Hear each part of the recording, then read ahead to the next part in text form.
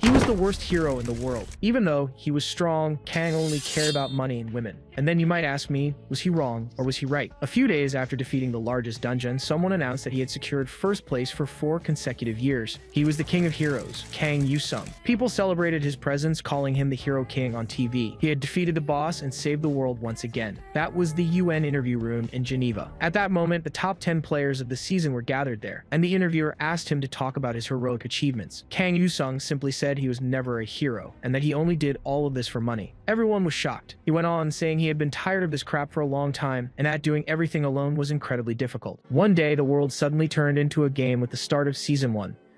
In cities and streets of countries around the world, all sorts of large and small towers were created, taking over the sky. And after a few days, monsters began to emerge from these towers and attack people at random. Everyone was certain that the end of the world had come. People try to run from the creatures, but a woman is struck by an orc. But in the midst of that pandemonium, a man manages to stop the monster's blow with his sword before it hits her. The players had appeared in that world. They hunted monsters and protected people. Then the laws of the new world were revealed. The tower fall, the phenomenon where monsters pour out of the towers, could be prevented, as long as the towers were completed within the set time. So players with unique abilities to clear the towers were reborn as heroes. The Hero King's declaration became a controversy. He says he was only doing it for the money, so people should buy the shirt and poster when they come out. Kang Yu-jung says this is the recommended post, and apparently PF was only at this level. The international player community, which formed naturally in the world that became the game, was the Player Forum, a place where all sorts of information is shared and items are traded between players. The protagonist wonders how they know it was him. People on the forum ask the King of Heroes for tips and say they're reporters, so they'll camp in front of his house until the season opens. Kang Yu-sung goes to his balcony. Opening the curtain, he thinks that he can't let this slide. Outside, reporters ask him to share his thoughts on how he's determined to face the new season. He mentioned he was very tired in the UN interview room, so they question why he continues to achieve results.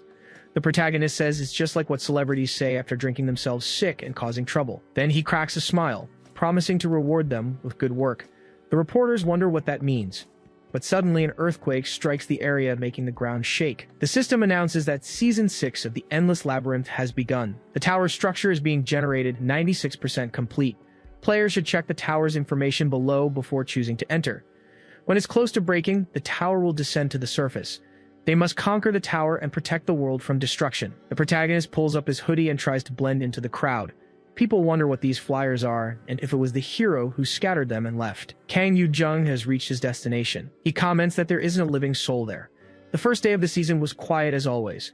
The system notes that several elders showed contentment after seeing the Clown Elder's contractor. Both the Steel Elder and the Ice Elder laugh and grant blessings to the protagonist. He tells them to go ahead and do it as his swordsmanship and Frost's magic aptitude increase. The protagonist thinks he did nothing this time but sit in the UN room to receive rewards from the watching elders. Then the Elder of Gold and Legends laughs and grants him the skill. Kang Yu-jung says that all unreceived rewards will now open at once. The blessing of the gacha exerts a powerful influence on the player's draws. Kang begs to get a legendary skill, and he gets an extremely powerful legendary level jacket. The protagonist thinks he's gotten an artifact, armor, and a skill of the same level. He equips them, ready to enter the tower. The Elder of Gold and Legends removes the blessing and blesses the sale of his shirts. Back inside the dungeon, some monsters walk towards the protagonist. The Moonblood tribe orc speaks something in its tongue as it advances. The objective of this dungeon is to eliminate the boss on the upper floor. Kang Yu-jung says he should test out his heroic rank skills a bit, using the skill to create a frost blade. Since his aptitude for ice magic is high, he gains the additional effect of frost breath. The protagonist thanks the dear Ice Elder for this. He then slashes one of the orcs with his sword. They are forced to retreat due to his strength. Then, thanks to the burst of ice, they begin to freeze solid. The protagonist manages to purge all the orcs in the area. He then walks calmly, stroking his blade. The system says his level increased by 3, his skill leveled up 2, and the first floor has been cleared. He then says it's a good start and that he should save the world or something like that again. The protagonist arrives on the second floor. He feels a bit wary as he watches the orcs drinking around a campfire. Suddenly, one of the monsters notices him, shouting that the warrior who would take them to Valhalla was here. Kang Yu-jung tells the creatures to just wait as he grips his sword. With a quick dash, he was going to show them what heaven looks like. The entire path was marked by battle, but the protagonist reaches the 4th floor. He comments that it's amazing to be leveling up, but it's tough not having a break floor. Then, he notices something to his side. The system notifies him that Warguard's song is blocking the path to his boss's room. He says that's a fancy way of saying an elite monster is here. The system tells him to fight with honor until he is defeated, as the Iron Elder blesses the Warguards. They shout that the Iron Lord continues to bless them, so Valhalla is waiting for them, and they wonder where the warrior who will take them there is. Advancing, they decide to sing the Song of Blood and Iron for the Elder. Kang Yu-jung complains that he hasn't even caught his breath. He unleashes a freezing blast at the creatures. Then he notices something different. Two orcs are resisting and trying to attack him. The protagonist moves with monstrous speed, getting to its side, ready to slice the monster. But he notices that, just as he thought, they're barely taking any damage. Seeing as it's an elite, it must have resistance to ice energy. The monster tries a left and right slash, but the protagonist leaves to dodge. He comments that he needs to be sure of the fatal blow, but he doesn't have the right skill for it right now. He remembers a semi-final level item he got from his rankings, so he decides to open his inventory, pulling out the Heart of Ice, which grants glacial energy to increase ice damage and resistance. Kang Yu-jung says he's not sure if he can handle it even with this. The system advises him to go to the Red Tower after consuming it. The elite guard tells the protagonist to get down there and fight. He hurls his weapons at the young man. The protagonist thinks this is no time to hesitate and places the artifact on his chest. His heroic rank equipment is added, and now he has acquired glacial synergy along with his powerful icy key. The effects of all his equipped ice skills have been strengthened. Kang Yu-jung wonders who needs a silver spoon when you have an item mine. One of the monsters charges with its sword, shouting that in the end, war is still war. But its axe only hits ice as the protagonist hardens his arm. He quickly moves his sword for a counterattack and strikes back at the orc. That monster falls stiff to the ground. Kang levels up and prepares to face the other monsters. He channels more energy into his ice sword, turning it into a longsword. The monster tries to resist the glacial energy with its axe, but it's taken down in one precise blow. Kang Yu-jung keeps striking down every living creature there until only he remains, combining his weapons into long swords and two sabers. The protagonist makes another slash, sending the monster flying and levels up again. Spinning both swords in his hands, he manages to intimidate another nearby creature, leveling up with every monster he took down. For his final attack, he completely disintegrates the orc with his energy. Then he sighs, saying he's finished with this floor. His estimates about this were wrong, but here came his final attack, transforming his sword into an ice mace. The protagonist levels up twice and clears the elite floor. He was going to get a random skill card and 1,000 player points, so Kang decides to unlock the pack. Suddenly, the pack turns blue. He complains that it's a normal skill. It's Pierce, which temporarily increases his physical power to pierce something. The protagonist comments that it's better than nothing and equips the skill, while the blessing of the one who abandoned the sword enhances its effect.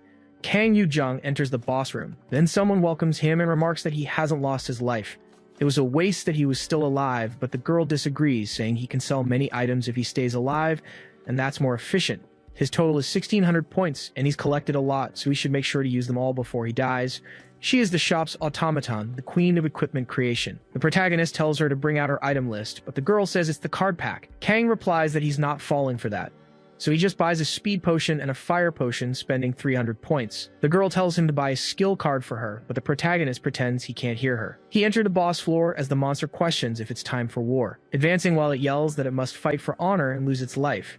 He defends with his ice magic, commenting that this boss is giant and he's been fighting dwarves until now. He throws his fire potion. The monster is engulfed in flames, taking massive damage, but the monster dodges the fire, shouting about Valhalla, questioning where he had run off to. Kang Yu-jung charges with his ice sword from behind the monster, striking its chest right after. He comments that with this blessing, even a normal rank skill becomes quite useful. The monster resists the fire and says it's not over yet, until it reaches its end with the system announcing that the Crimson Moon song has been activated by the Berserker skill. The protagonist looks back, saying the game isn't fun if it's easy. He defends against the blast with an ice shield. He then comments that the shockwaves were pierced and bets that one attack would surely defeat him, but only if it hits. The monster tries to face his ice construct, and the protagonist drinks a potion. That creature strikes him with its weapon. Kang Yu-jung dodges while emanating an energy and starts counting. He dodges the blows, his entire focus on counting. With only a minute left, he jumps, grabbing another potion in midair. He says that time is up. The protagonist quickly finishes off the floor boss. He had conquered the Orc clan's Blood Tower, received a proprietary skill card, and obtained a special First Conqueror achievement. The effect of the speed potion wears off. Kang Yu-jung says that this looks good and is a nice reward for reaching the 3rd rank. Opening the ice property pack, it was a normal card and he acquired Ice Bolt. Cursing these damn games for pushing tricks like these. In the rank 3 Demon Tower, the protagonist enters. The monsters advance, shouting that he is an invader. Kang Yu-jung readies his fists with his icy ability, launching several ice bolts that pierce the monsters. He comments that he loves leveling up his skills, where he condenses the atmosphere into a projectile. His ice bolt level had grown, and the second wave is about to start. The demons approach, asking their king to curse the invader. Kang Yu-jung sighs, a little scared, telling them to wait their turn because he's about to dispatch them into darkness. The demons begin to freeze from the blast. As the protagonist says he leveled up, his ice bolt level increased and his ice sword level increased.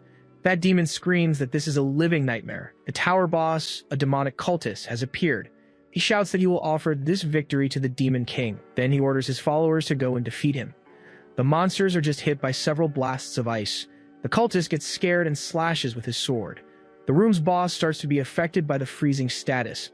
Kang Yu-jung comments that he wanted to test something and a great idea is coming to him. His glacial synergy increases the damage and number of projectiles. As the young man comments, for example, the maximum number of spears I can make and of the ice equipment I'm capable of creating. At his current level, he creates dozens of icy spears.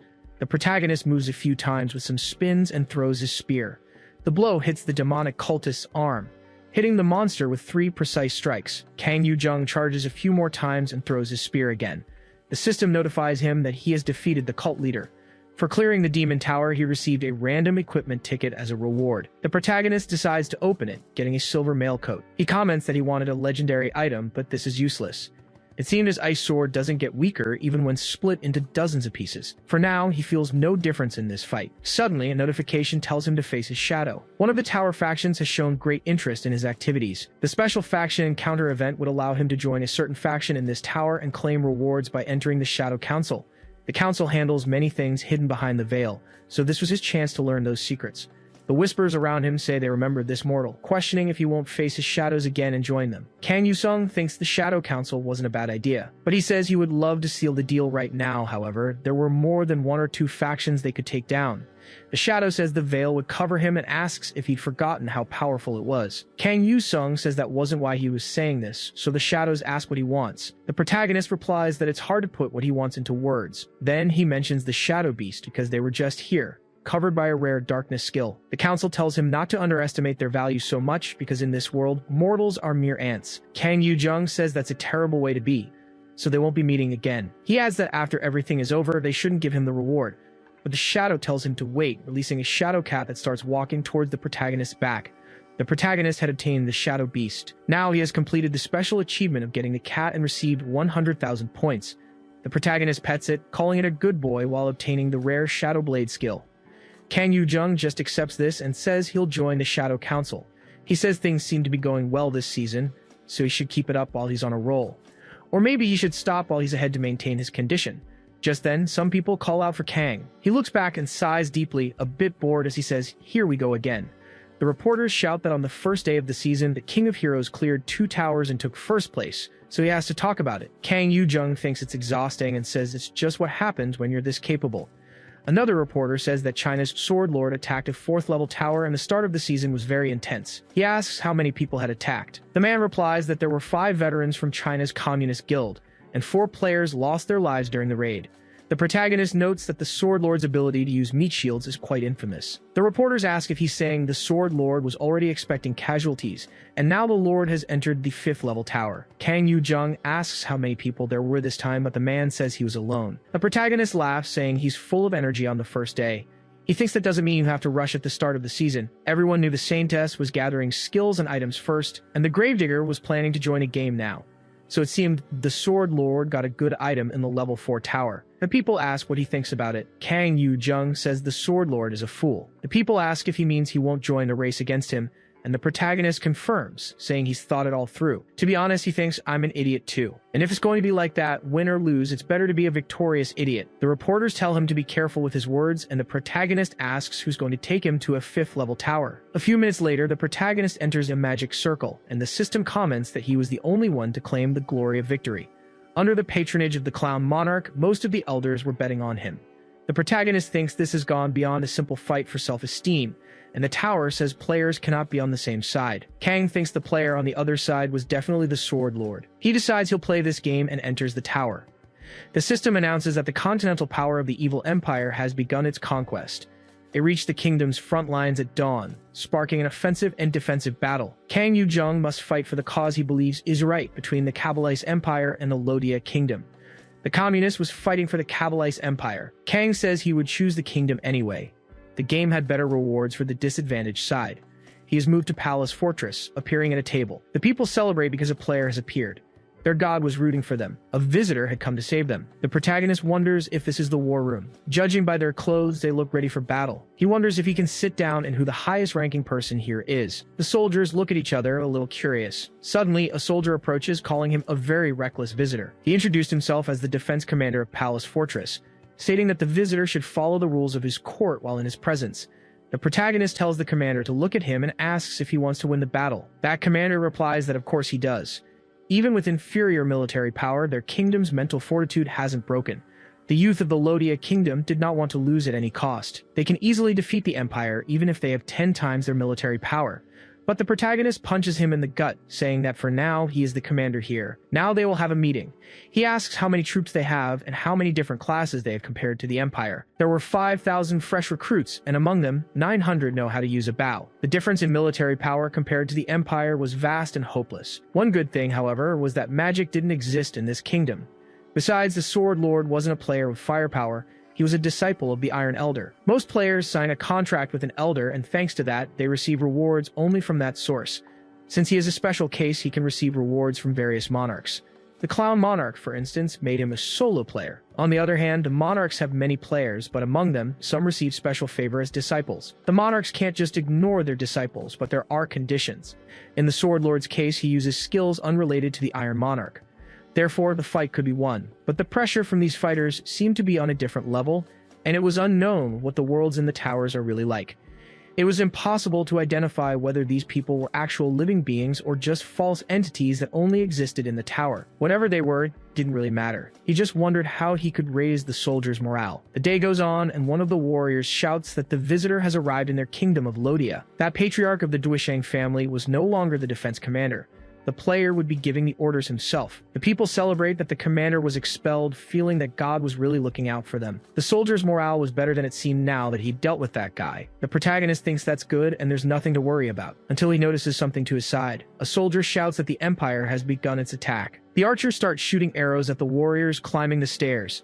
A commander warns that the Imperial forces are at the fortress gate. If he takes down those guys, the enemy's morale will drop.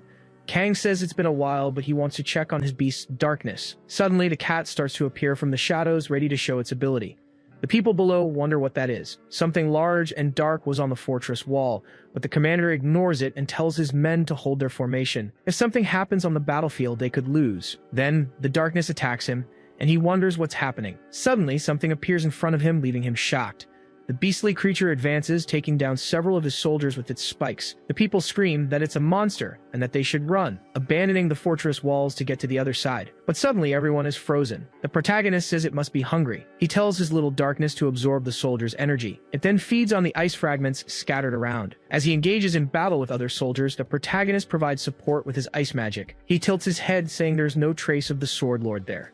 It's just a player showing off his two swords. But as his allies' morale grew, his own location was simultaneously leaked to the other player. But if he doesn't put his life on the line, like in any game, if one player defeats another, the loser gets kicked out of the tower, failing the raid. You can't defeat each other inside the tower, but the tower itself can take players' lives. Kang thinks he won't lose his life in this tower, but that doesn't mean he'll lose this fight. He says that if that's the case, he has a plan too. The battlefield was completely devastated by the end of the combat. Kang wonders what he was doing, as it was time for him to reveal himself since he killed everyone just to get here. A sword begins to tremble, and others levitate, rising from the ground. The soldiers of the Lodia Kingdom wonder what that is. The swords were moving on their own, and the protagonist wonders when he got a heroic level card, remarking on his incredible luck. Or maybe the Iron Monarch had handed it over himself. Kang advances through his own ice while dodging the swords, commenting that he prepared a lot while he was hiding. But he wasn't just wandering around. Shadows begin to appear at his feet, shattering the swords as they materialize. Kang says it's late and his job is done as the Shadow Blade skill activates. The Empire's soldiers shout that they have a player on their side too, and an even stronger visitor at that. The protagonist realizes that, as expected, they were after him, so the flow of battle had shifted. But he shouldn't think that's all there is to it, since the cost of sword manipulation was inverse to the number of blades. He launches dozens of ice shards. The swords are completely repelled near the protagonist. He says that kind of thing doesn't work on him, until something approaches from behind. Kang looks back and a smile forms on his face. Seraph's shield had reflected the enemy's attack. Ray Chang closes his eyes as he takes the damage. He plunges his sword into the ground, and the system notifies the protagonist that he used Seraph's shield, with the next use available in 167 hours. The protagonist questions if he thought sword manipulation was enough to take over the entire fortress. Ray Chang backs away, sighing a little. He questions what he thought it took to win in this tower. Even if the fortress is destroyed and all the kingdom bastards lose their lives, if he isn't defeated, the Empire won't win. The protagonist asks if he knew that and chose this side just to defeat him. Ray Chang confirms, since the player was a hero, hailed as the one who would protect the world. A fool who can't even understand that would never have the right to be called the king of heroes. The protagonist says he heard him, but the world he was going to protect doesn't just include his country's guild members. Ray Chang remains silent, staring at him coldly. He comments that defeating Kang Yu-sung wouldn't be easy. The protagonist parries the blow, commenting that he should want to live a long life, so he'd better watch out for himself. Ray cuts through the ice with his sword and approaches once more while the protagonist launches more ice bolts. Ray Chang says he's had enough of these cheap tricks as the Shadow Beast appears in his shadow. Suddenly, the Sword Lord notices it and dodges, retreating slightly. He comments that the monarchs were watching this fight and there's no way he doesn't know the weight of his defeat now. The protagonist laughs, questioning if he thought they were fighting. Then he charges forward at a frightening speed. Ray shouts that he's a fool to think he can use his tongue to attack his psychological weak points. He looks down, noticing something strange. Then he questions what the protagonist wants to do as he leaps from the wall. Ray Chang thinks there's no way. The reason he was so active in the battle from the start wasn't to show how dangerous he was or to encourage his defending soldiers. The people at the front are crying out to be saved as the player leads the way. Ray Chang chases after him, drawing his sword. He orders Kang Yu-sung to stop immediately, but the protagonist just runs with a smile. In the Imperial Army's barracks, they wonder how they could block a monster like that and that everyone should run. Wondering what their visitors were doing, the soldiers try to calm Duke Barmut. Suddenly, a light appears in the area and the protagonist says he found him. This wasn't the only way to end the game, as he brandishes his sword while charging. The soldiers say it's a player and that the God of Truth has abandoned them. They needed to protect his excellency, but the protagonist makes his final cut, defeating the Duke. Suddenly, time stops and everything turns gray. Ray Chang reaches the protagonist, calling him a bastard, but the protagonist replies that he should have taken off the officer's uniform and hidden among his soldiers. They shouldn't have just thought about advancing on the Empire. Ray Chang curses him furiously and charges with his sword. The system announces that the protagonist has cleared the Battle of Palace. The story continues, stating that Duke Barmut and his command tent were defeated by unidentified invaders, and the army simply retreated. Ray Chang's sword begins to vanish along with the tower. The protagonist receives a notification that he has successfully conquered the Tower of War. As a reward, he can take one of the enemy player's skills, choosing between Sword Essence, Error Martial Arts, and Sword Manipulation. The protagonist remarks that it's very generous of him to offer something like this, and Ray Chang curses the guy, yelling that he'll defeat him over and over. The protagonist says that since he's going that far, he won't be rude. He equips the sword manipulation skill. The protagonist also obtains Iron Synergy, strengthening the effects of the metal attribute. Ray Chang tells him not to think this is the end. Kang Yu-sung just bids him farewell while holding the card. In Season 2 of King of Heroes, something falls in front of the protagonist. He thinks it's a familiar scene. The child of 1,000 faces and skills wanted him to become a hero. The protagonist had always dreamed this day would come, and he always made the same choice. He will become the hero of all heroes, but will never be understood by others. Being mocked and suffering at the hands of others, he wonders how it could be such a hilarious joke. The protagonist places the mask on his face, making a contract with the monarch of clowns. On another day, Kang Yu-jung wakes up. His phone vibrates with a speed dial call. He has 4 missed calls. Someone knocks on Yu-jung's door saying they know he's in there and that he should hurry up and open it. Kang complains that he was wondering about that dream but wants to know what's happening so early in the morning. He opens the door, questioning why someone so important would come to a precious place like this. Park Tae-shik tells the guy he should stop acting like that now that he's so important. After making a contract with the Monarch of Shadows, he was better known by his name, Killer Sword, and was in the top 30. Moreover, he was the head of the National Intelligence Department.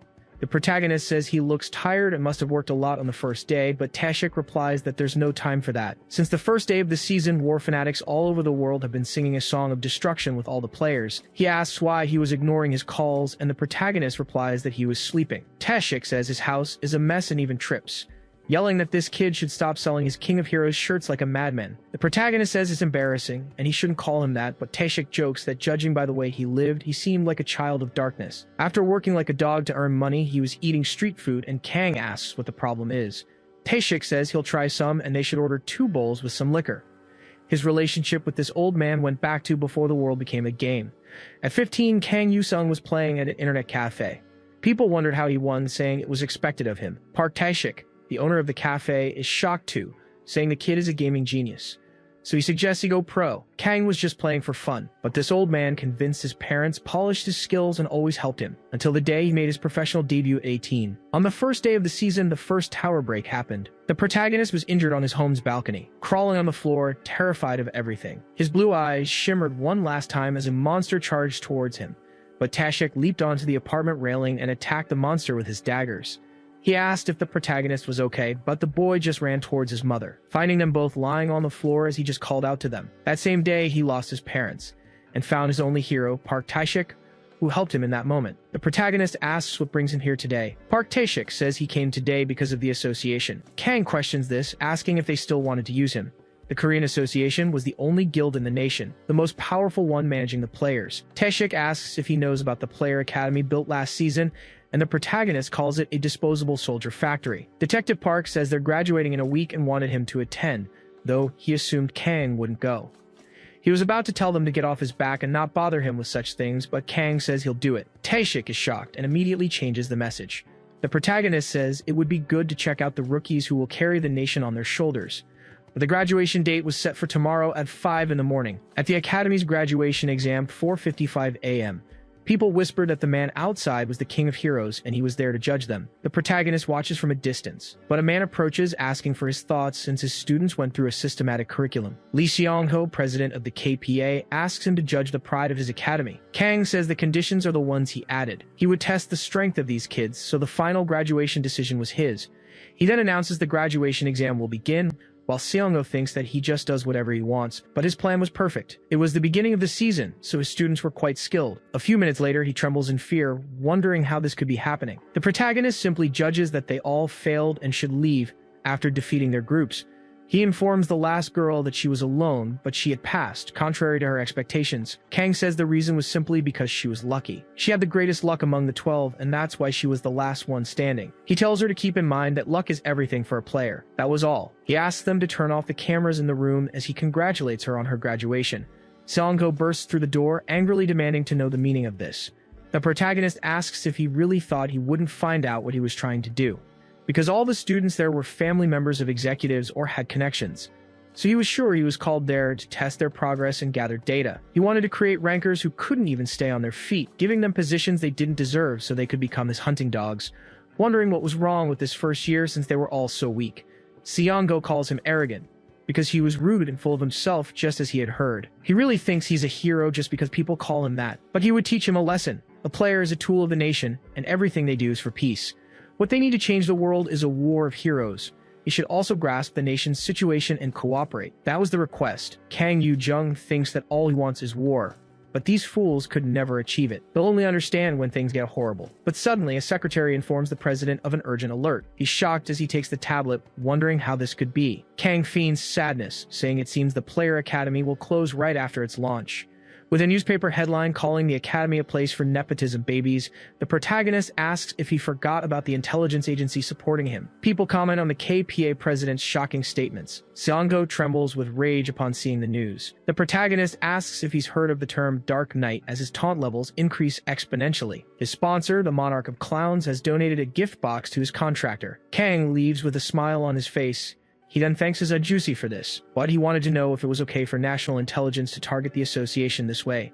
Taeshik replies that it is, and that the government doesn't like them either. They were arguing all the time about everything, and the protagonist says that's good. But since he was there, he could give him a ride to the 5th level tower nearby. That Pale Desert Tower would be a cold and icy journey, transporting the player to the Oasis Desert Camp. Some NPCs from the tower fight a monster while begging it to stop. The appearance of players in this tower's realm, who always fought up close. They were saviors, and most players appeared at the perfect time. His help seemed almost legendary, as the protagonist expelled ice swords from his body. He announces he's here and prepares to fight more. The NPCs ask who he is. Kang just replies they can call him whatever they want. They shout that the God of Light has shown his mercy and the Priest of Light is with them. The protagonist thinks he doesn't have a good feeling about this, but asks if there's any other threat besides the monsters here. That NPC replies that this is the territory of the Divine Kingdom, so he shouldn't worry about the weather invading and that they would arrive in 3 days. The protagonist thinks he should rest a bit, but he came here impulsively. But he tells everyone to sleep without worry because the monsters were all finished now that he was here. He would stand guard, and the NPC says he is very grateful for the Apostle's compassion. Kang thinks to himself that he's putting a lot of faith in the Vitality Necklace. The system announces he can now open the gift box, and so the protagonist does. He gets a superior rank growth stone and says he finally got something decent, but he wouldn't need it right now, wondering if he should save it for later. Dozens of scorpions advance towards the army. The protagonist calls for a little darkness and announces it's feeding time.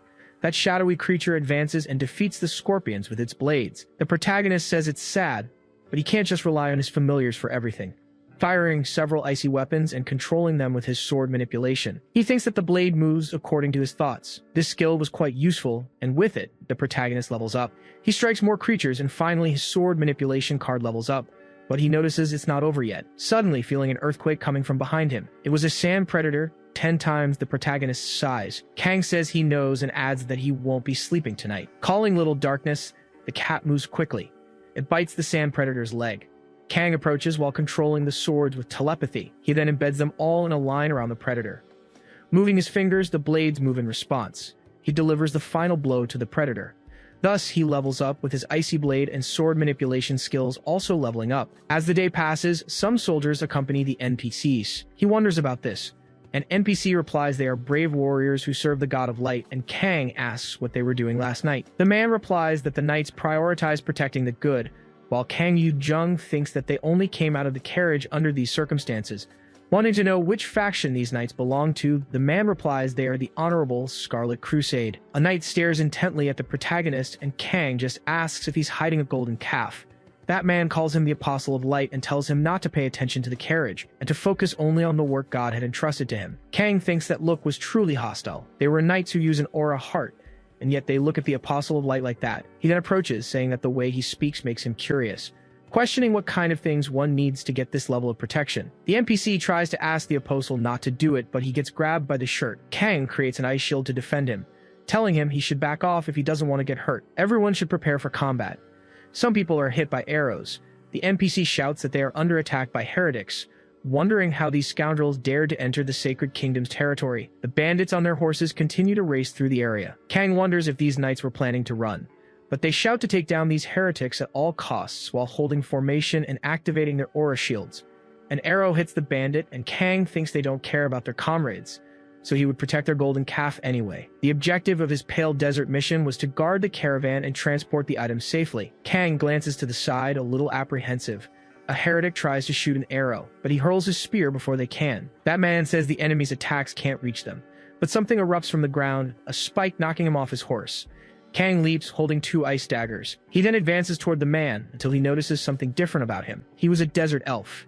He glances aside and parries a few more projectiles, wondering if they can use aura this well. The elf orders the invader to be defeated, but the protagonist strikes back with his ice sword as his cat moves across his back. He thinks about the kings the desert elves serve, wondering what's inside the carriage. The elf questions if he's trying to manipulate him, telling his allies not to worry about him and just draw their bows. Several archers fire at the protagonist. Kang defends himself by creating an ice shield. The elf says that even if they capture him, these guys won't get their hands on anything. So the protagonist tells him not to worry about that and just say what's inside the carriage, as he needs to know which side to join, wondering if the elf thought he hadn't finished them all. It proves difficult for the elf, who launches several ice blasts at the protagonist. The dark elf trembles in fear as a blade gets close to his eye. Kang asks if he understands now what would happen to his battle companions if he moved even a finger. That elf calls out to the visitor, and Kang says he'll ask again, wanting to know what's inside the carriage. The elf asks how he dares to address Princess Syria like that. Kang says they kidnapped the heretic's princess, so they should go back and spread the news that he'll do them a favor and let them live. It would be better to leave now than to wait for another chance and be defeated here. The elf gets up and starts walking away. Kang watches from a distance as they leave. A knight approaches the Apostle of Light, wanting to know why he let those heretics live and escape. Kang replies that he just needed to confirm something first. The protagonist walks over to the carriage, The knight draws his sword and asks what he's doing. Kang tells him to get out of the way because he has to check something. The knight says he can't do that, even if he is the apostle. But the protagonist emanates his energy and says it's better to leave while he's still being polite. He asks how Kang dares, but he just opens the carriage door, wondering if that girl wants to be saved. Syria was in prison and asks if she's supposed to want sympathy from a heretic. The system tells him not to neglect his conduct of light, a warning from the monarch of light. Kang says he has no other choice since the girl said that. He then breaks the girl's shackles. The system announces he has completed the secret task. Rescue the princess. He acquired 300,000 achievement points. The tower's objective has been updated, and the tower's difficulty is now set to hard. Kang says the game was ruined, but freedom is an incredible thing. The tower turns against the protagonist, with the Monarch of Light declaring he will pay for defying the light. The protagonist encounters the Watchers of Light, who execute the monarch's will. The knight says the Messenger of Light has descended, and it doesn't matter if he's a visitor. He will defeat all heretics who defy the light. Kang remarks how their attitude changed just because they got some backup, while Syria asks what he's thinking. The protagonist tells her not to worry because he has backup too. A message from the Monarch of Darkness tells him to extinguish the light and spread the darkness. The Shadow Council has granted the advantage of the absolute darkness curtain. The knights realize their vision has completely vanished. Kang says he knew this place would have a great reward. The knights are hit by several spikes made from the beast's shadows. The envoys of Light watch in astonishment as they hear the screams, trying to use light to torment the protagonist. The light tries to dissipate the protagonist's darkness, but the shadow beast creates a whirlwind and attacks the envoys. Kang defeats the last envoy with a decisive blow from his ice sword. The envoys wonder what on earth that was. A mere mortal had managed to take down an angel, which was impossible. Meanwhile, the protagonist performs various acrobatics to defeat the army. The system announces that the envoy faction is now hostile to him, and his friendship with the Shadow Council has increased. The player's status in the faction was growing, and his aptitude with shadows has increased. An immeasurable number of factions in the tower were watching the protagonist's every move. The world of the towers and the world within the towers are not the same. All creatures inside the tower form this world, but the monarchs and their forces are beyond this level. They are literally the world of the tower. A player is an agent between the two worlds and has some understanding of how they serve a monarch within the tower. However, players are not mere puppets who carry out the monarch's will. He can find things beyond the text. The player inside the tower can make decisions beyond what they imagine. He had just guessed correctly that there would be a better reward, and as a member of the Shadow Council, he could oppose the forces of light. If he has an idea, he shouldn't hesitate to execute it. This is because the monarchs themselves cannot set rules and restrictions among each other. It didn't matter how much the envoys of light detested him and gnashed their teeth. Since this place exists as a level 5 tower, no angel above level 8 can descend here, because those were the rules of the tower. The envoy commands them to destroy the darkness with light, throwing their light spears at the knights on the ground. They wonder why they are doing this. Kang walks away thinking they don't care about their followers. These guys weren't much different, but something seemed wrong. In any case, his vision became clearer for just a moment. His power enhancement was incredible, but the Curtain of Darkness ability would vanish after the battle ended. Kang says the enemy was definitely very strong. Then he moves, saying that before anything else, Syria looked a little fearful as she watched the fight. Kang apologizes to her, startling the girl. He scoops her up into his arms, surrounded by shadows. The protagonist tells the little shadow to eat this and protect the princess, using a superior growth stone. The stone then falls onto the cat. Syria calls out to the visitor as the lights watch from a distance. The shadow cat begins to transform. Syria is a bit hesitant, but the shadow beast defends against the blasts of light. They shatter, and Kang says that's good, then uses the Shadow Blade. The envoy of the heavens calls him a futile mortal and says that weapon can't touch them. Kang leaps across the spikes, holding his ice sword. One of the envoys creates a sword of resistance. Kang clashes his sword with him, but in that moment, a weapon lunges toward the monster. That envoy tries to dodge the swords, but his colleague is hit. Kang thinks that fighting them this close was making him lose his footing, so he should keep moving while fighting. He glances to the side and the envoy manages to hit his shoulder. Kang retaliates with his sword, wondering why these bastards are so fast even with this disadvantage. The protagonist uses an ice shield to block the blows. He parries a few blows using his sword and dagger. Another cut lands on the protagonist's shoulder and he thinks that flying is really annoying. It would be better to deal with all of them at once. So maybe he should use that thing, pulling something from the shadows. The envoy manages to strike the protagonist from behind. The protagonist's swords begin to fall to the ground. The envoys shout that this is their chance and they must attack without stopping. The protagonist's Battle Adventurer's Blessing reduces the probability to 50% and its cheat death effect activates. The localization for the Sword of Radiance was initiating. The envoy of light is stunned as he draws his sword, telling everyone to stop because something is strange. Kang says it's already too late as he manipulates other ice swords. He rises on a pedestal of ice. His death-defying blessing gave him a 50% chance to avoid fatal damage every 720 hours. Kang said it was time to end things, and so he delivered a decisive blow against another celestial envoy. He struck the angel with a series of rapid blows. Another of his kind tried to flee from him, but Kang swung his giant sword and with a single powerful strike defeated the celestial envoy. He leveled up several times, but his buffs would disappear once the battle was over. He scanned the entire battlefield. Kang looked down, slightly apprehensive. Then he surveyed his surroundings where everyone had been defeated. The cat touched his leg. Kang wondered how it managed to get smaller. Syria approached the visitor, asking why he betrayed those people and went so far for her. The protagonist replied that the rewards on her side were better. The princess questioned if they weren't his people, as it looked like he was devastating the very ones who had saved him. Kang stroked the cat's head, saying he had a serious problem with hating humans. But he was sorry, as his request had been strange. He continued to pet the cat, his shadow looming larger than the battlefield. A few days later, on the border of the elven kingdom of Ayub, Syria said she owed him an incredible debt, and it was all thanks to the visitor from another world. Kang replied that he was just there to collect a reward, and the girl said he had a way with words.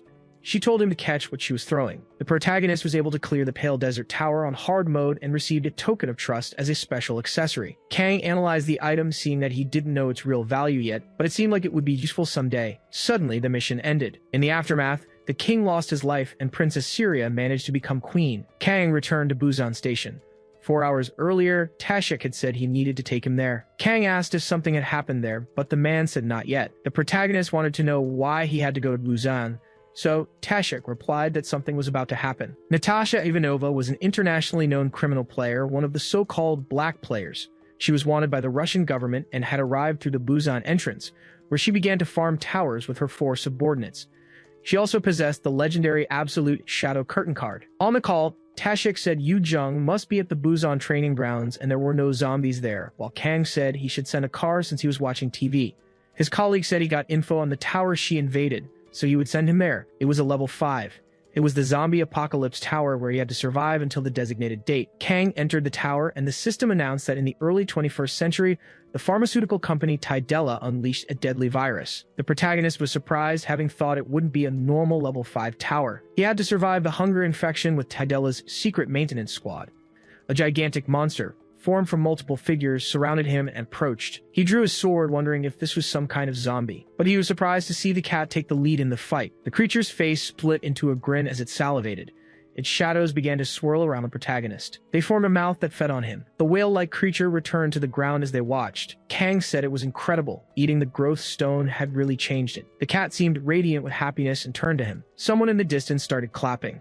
Natasha said she knew he would show up. The beloved hero of all heroes.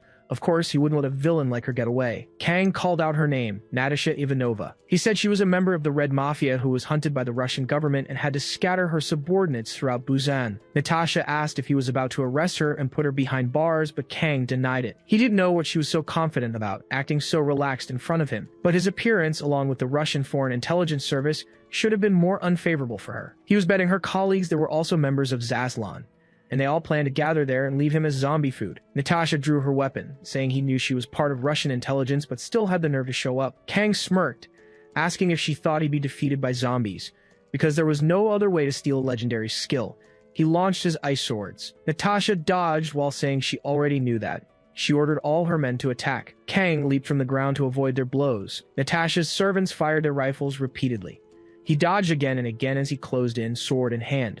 The protagonist got close to Natasha's arm, but she just made a dismissive gesture with a frightening smile. Kang noticed something different and fell to his knees, thanks to the shadow curtain. He wondered if she had made a run for it. He defended his back with an ice shield, thinking there were 3 shooters and a sniper. Kang got off the ground, dodging blows, and said that as soon as it was possible, but something was completely wrong here. From now on, the disadvantage of the absolute shadow curtain applied to everyone.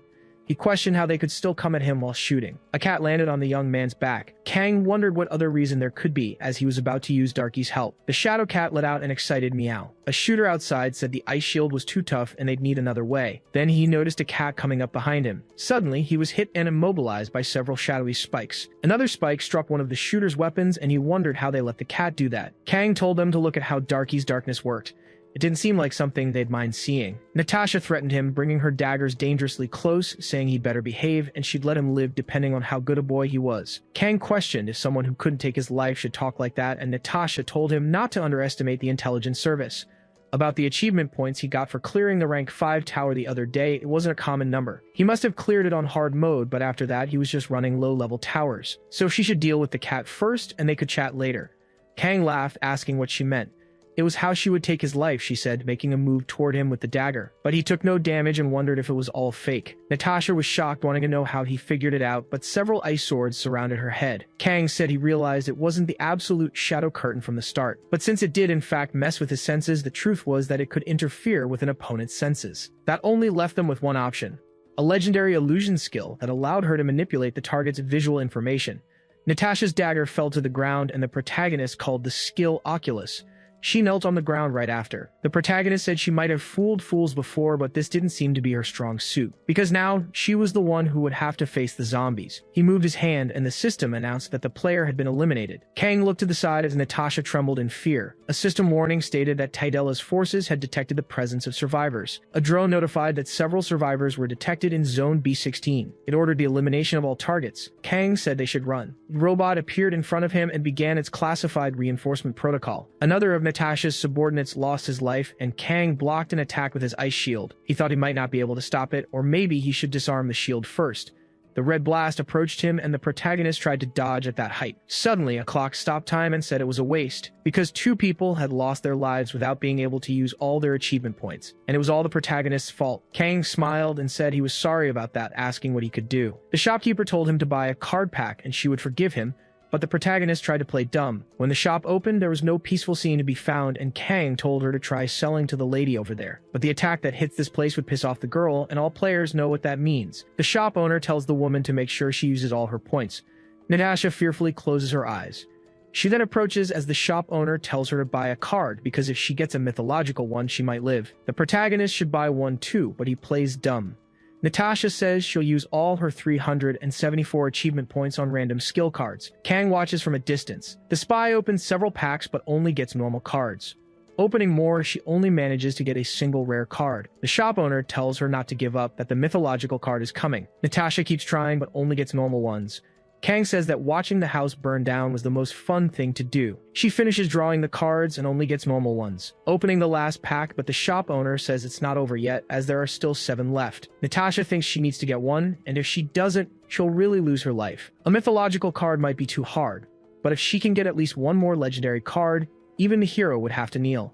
The shop owner informs her she still has 4,000 points and asks if she wants to buy a potion. Kang says that business hours are over.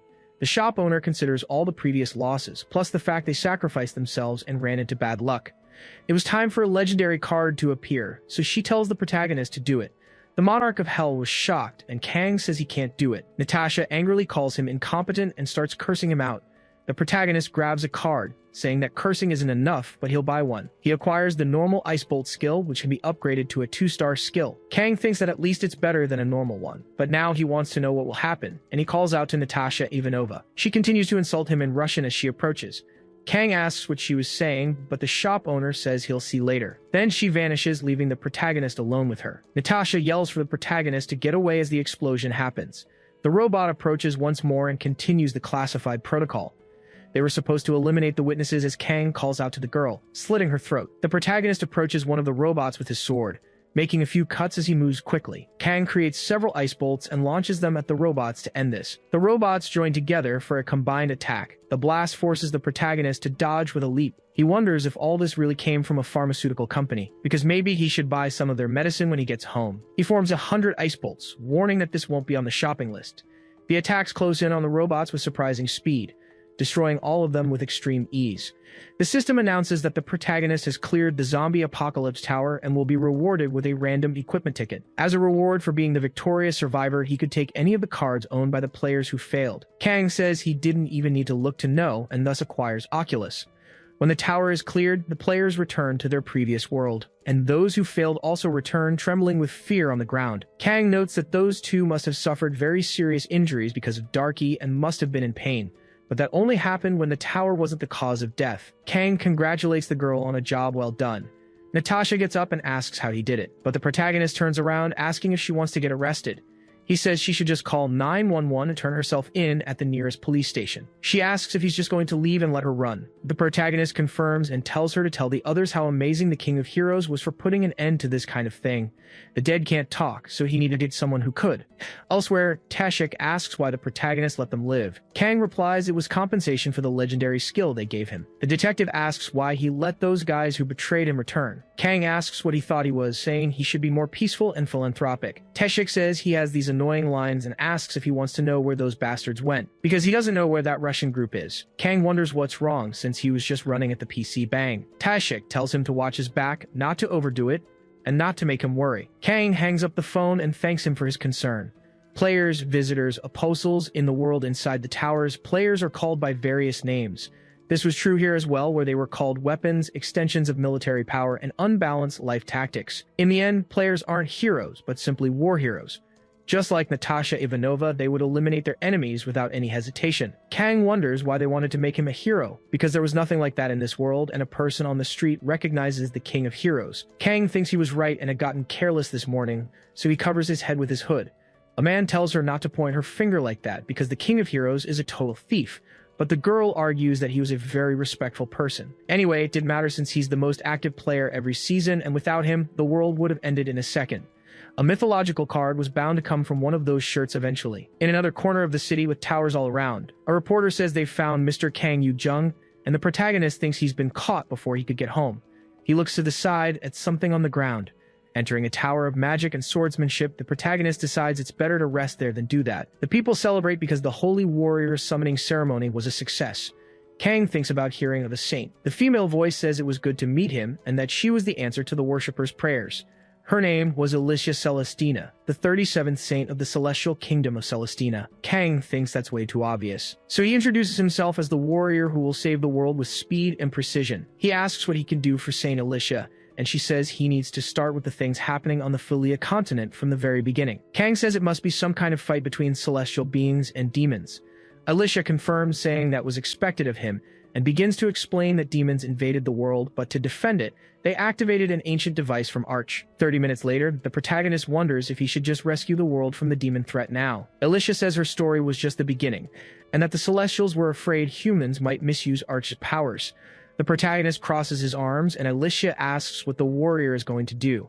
He replies that he's going to get to work, and the girl asks where he's going. Kang asks if she knows where Arch is, saying it wouldn't make a difference. Alicia tries to argue and stop the protagonist. Suddenly, a portal appears and a being emerges from it. Alicia wonders how a demon was able to enter her sacred land. A knight tells it to back away. This is no place for the likes of it to tread. The demon just takes the 2 slashes, but nothing happens. The knights wonder how divine magic and an aura blade have no effect on it. That demon prepares an attack with its finger. Kang tells everyone to get back as he freezes the room. Alicia shouts for the warrior, saying they will help him, but the protagonist says it's fine and that they should just stay put. A knight defends her, telling her to be careful, while the protagonist releases Darky's shadows.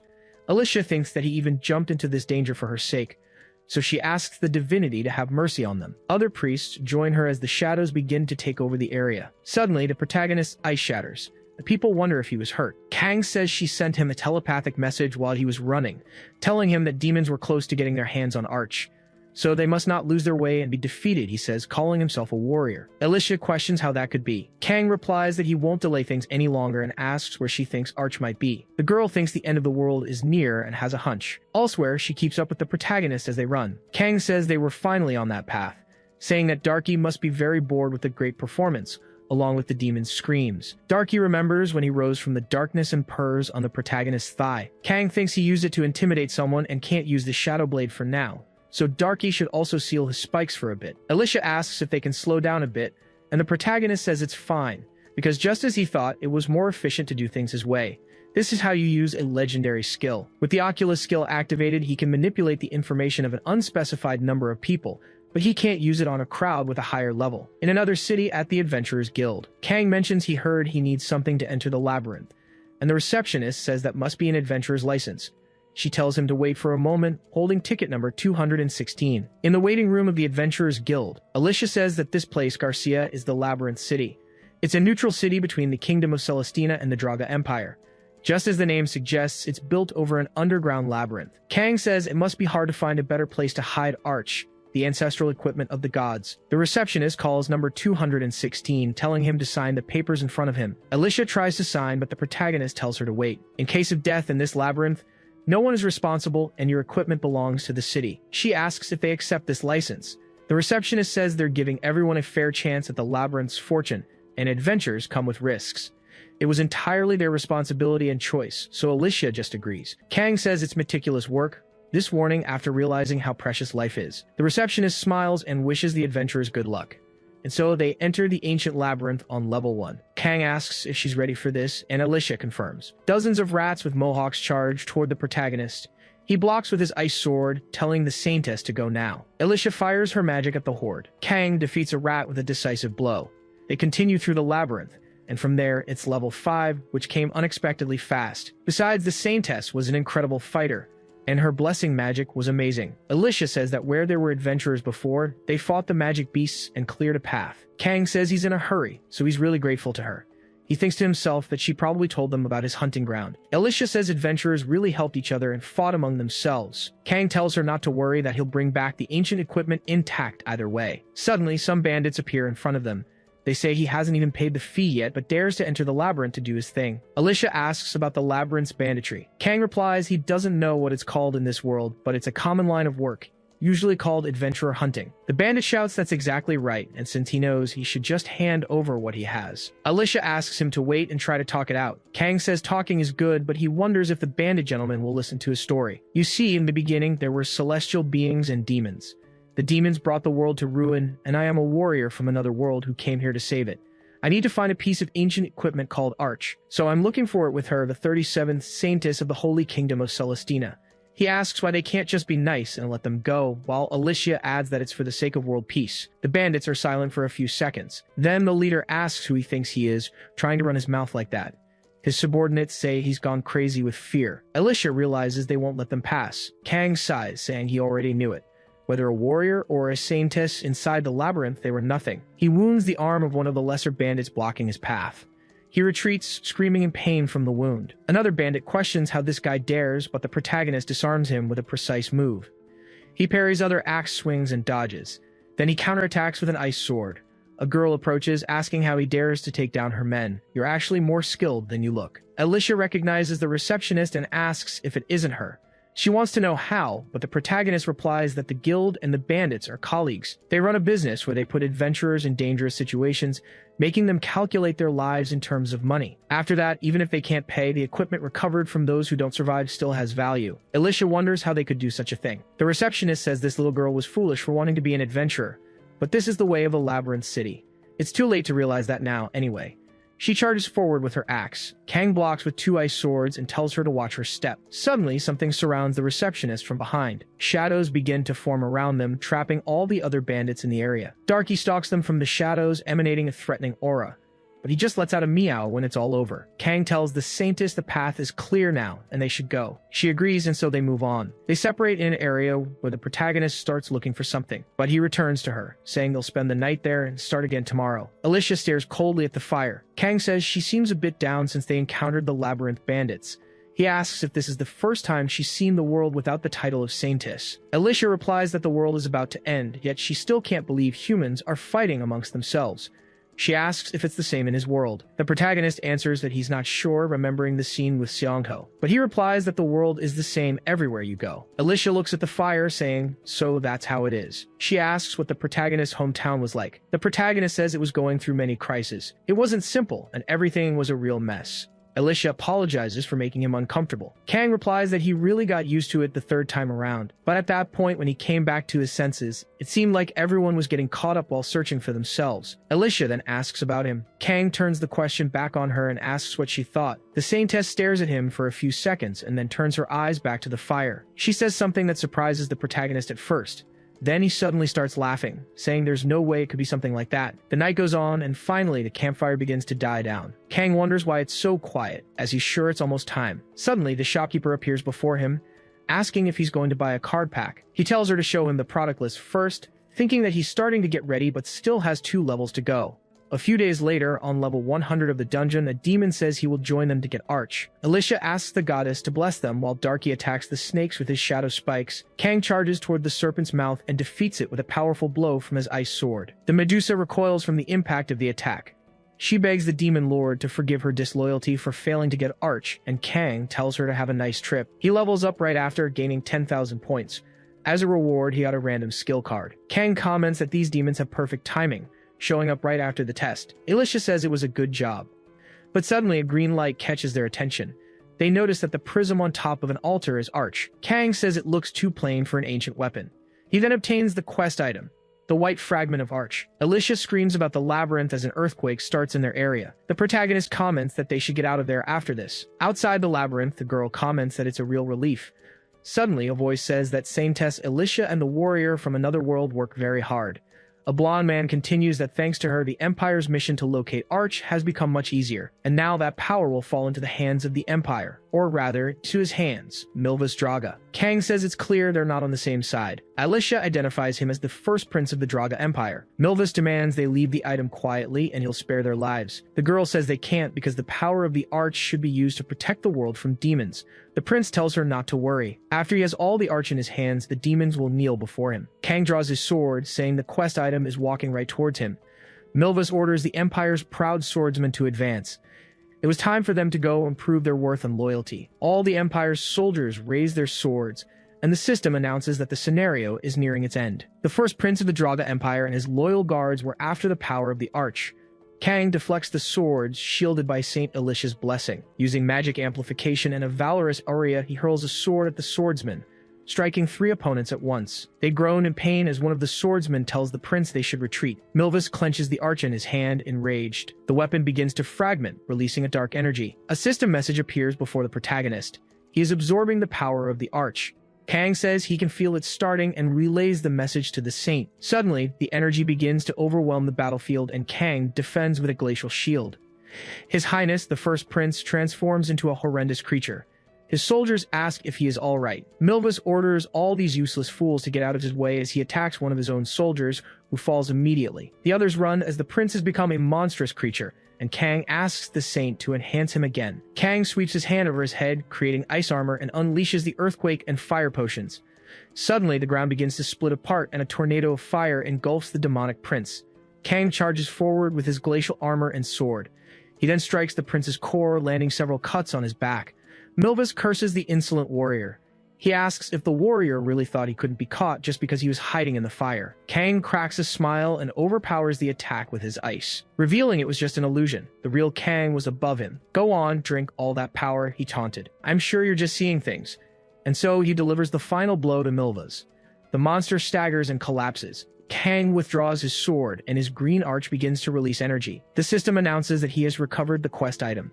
He now has both fragments of the arch. A light suddenly descends from the sky, and Kang wonders what kind of third-rate mobile game scene this is. The two energies merge into a single arch, forging the item from scratch. Alicia is surprised, and the protagonist levels up right after. Kang says that this ended perfectly, just as he planned. The system then informs him that he can now reach the Tower of Awakening since he is at level 50. He then says it's over and asks the saint to please accept the item. Alicia asks if he really wants her to have the arch. The protagonist asks who else would hold the item if not her, but the saint replies that she is not worthy of such power. Kang asks if he should just put an end to the Draga Empire then. She should just think of it that way because he'd rather use it himself than give an item like that to the Empire. Alicia says she can't be so irresponsible with such a dangerous power, but Kang simply replies that in his experience, bad men are driven by power and destroy everything. But they usually do that because they have too much responsibility. The saint, however, would fight alongside everyone. Alicia holds the weapon in her hands. She then thanks the protagonist, saying his words made her feel much better. Kang says he's happy to hear that, and the system announces that he has cleared the Tower of Magic and Swordsmanship. After obtaining the arch, Saint Alicia stopped the demonic invasion and preserved peace on the continent. The next day, back in Seoul, the protagonist thinks about how he cleared the tower a whole week ago. Now that he thinks about it, he's been playing a lot, or maybe not. Someone comments that they're living in the era of the King of Heroes. Kang thinks that in any case, it's only mid-January, and there are more important things to worry about. A few days later, he's walking down the street when some reporters start following him. They ask the protagonist to give their magazine a chance, but Kang just enters the tower.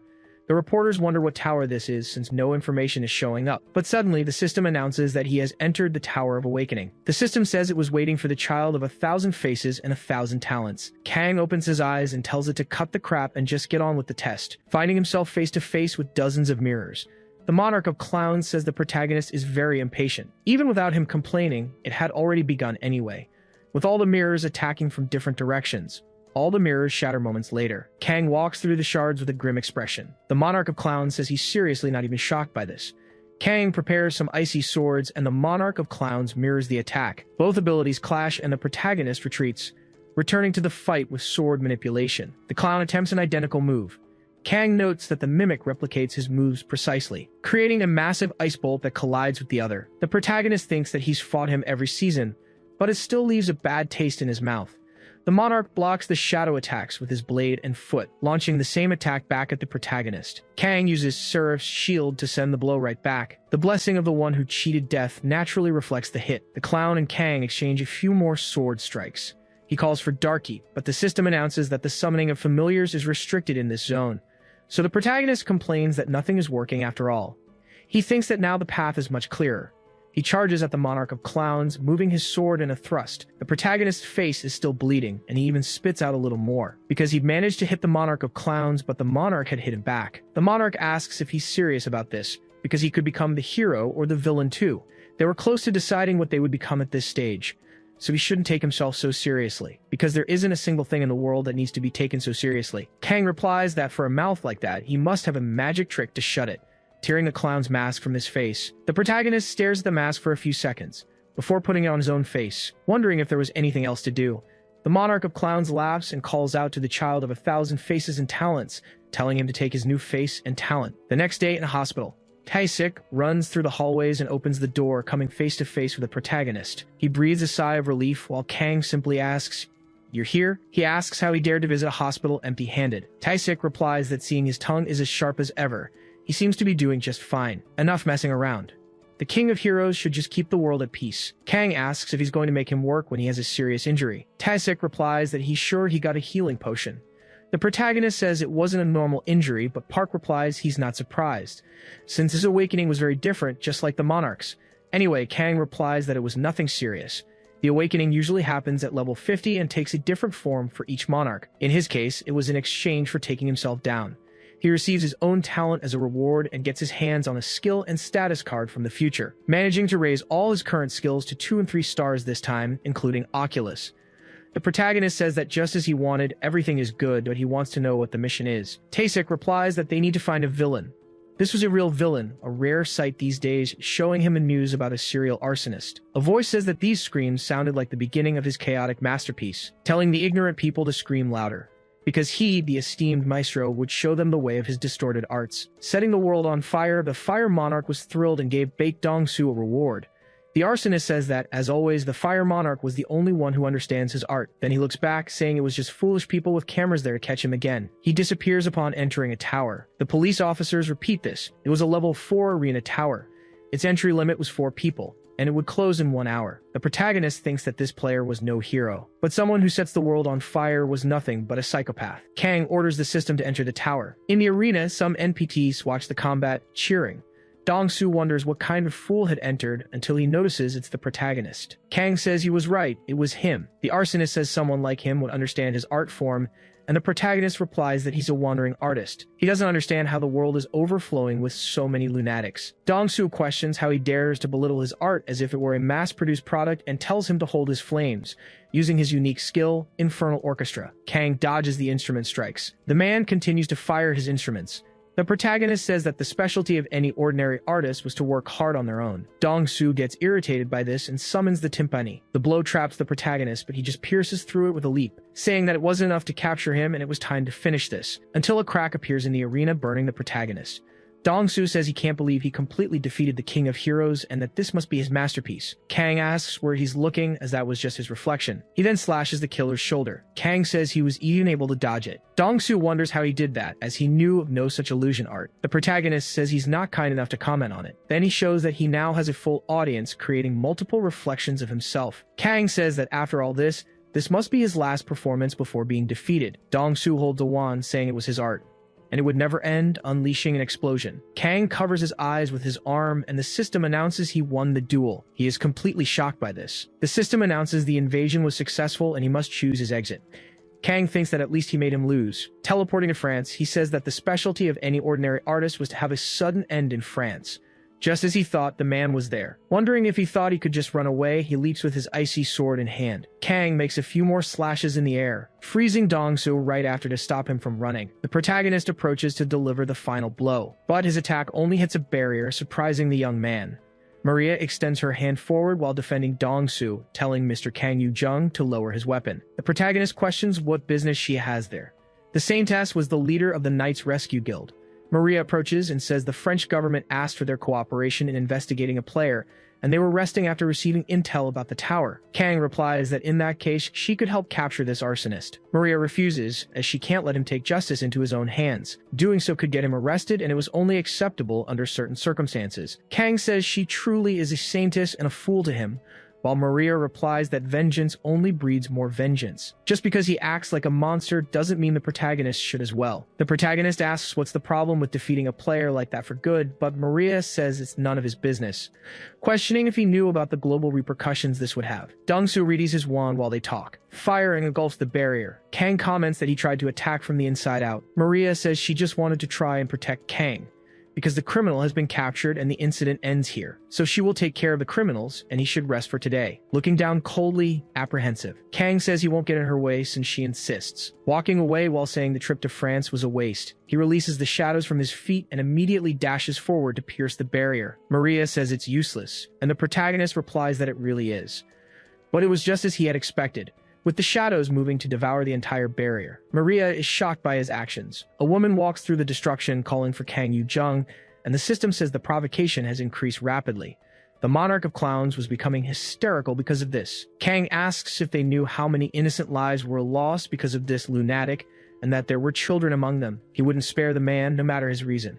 Players like that were destroying the world faster than the tower, and Maria says that didn't mean. Kang completes her sentence, that he who hunts monsters also becomes a monster. He says he would just become one of them. Maria suddenly touches his shoulder, calling out to Yu-jung and saying that he is not a monster. In a huge house, the protagonist is on the phone. Tae-sik says nobody cares about that nonsense, since he already told them he wasn't crazy. Kang says he'd make their ears fall off and that he was the one who ordered their neutralization. Tae-sik replies that he shouldn't do that in public and the French government was begging to get him back. He had prepared a flight for him tomorrow morning, so he should get ready and come back, but the protagonist says he has some work to do. Tae-sik tries to ask what kind of trouble he's going to cause, and Kang replies that he also has a private life he doesn't need to share. Park shouts the protagonist's name angrily through the phone.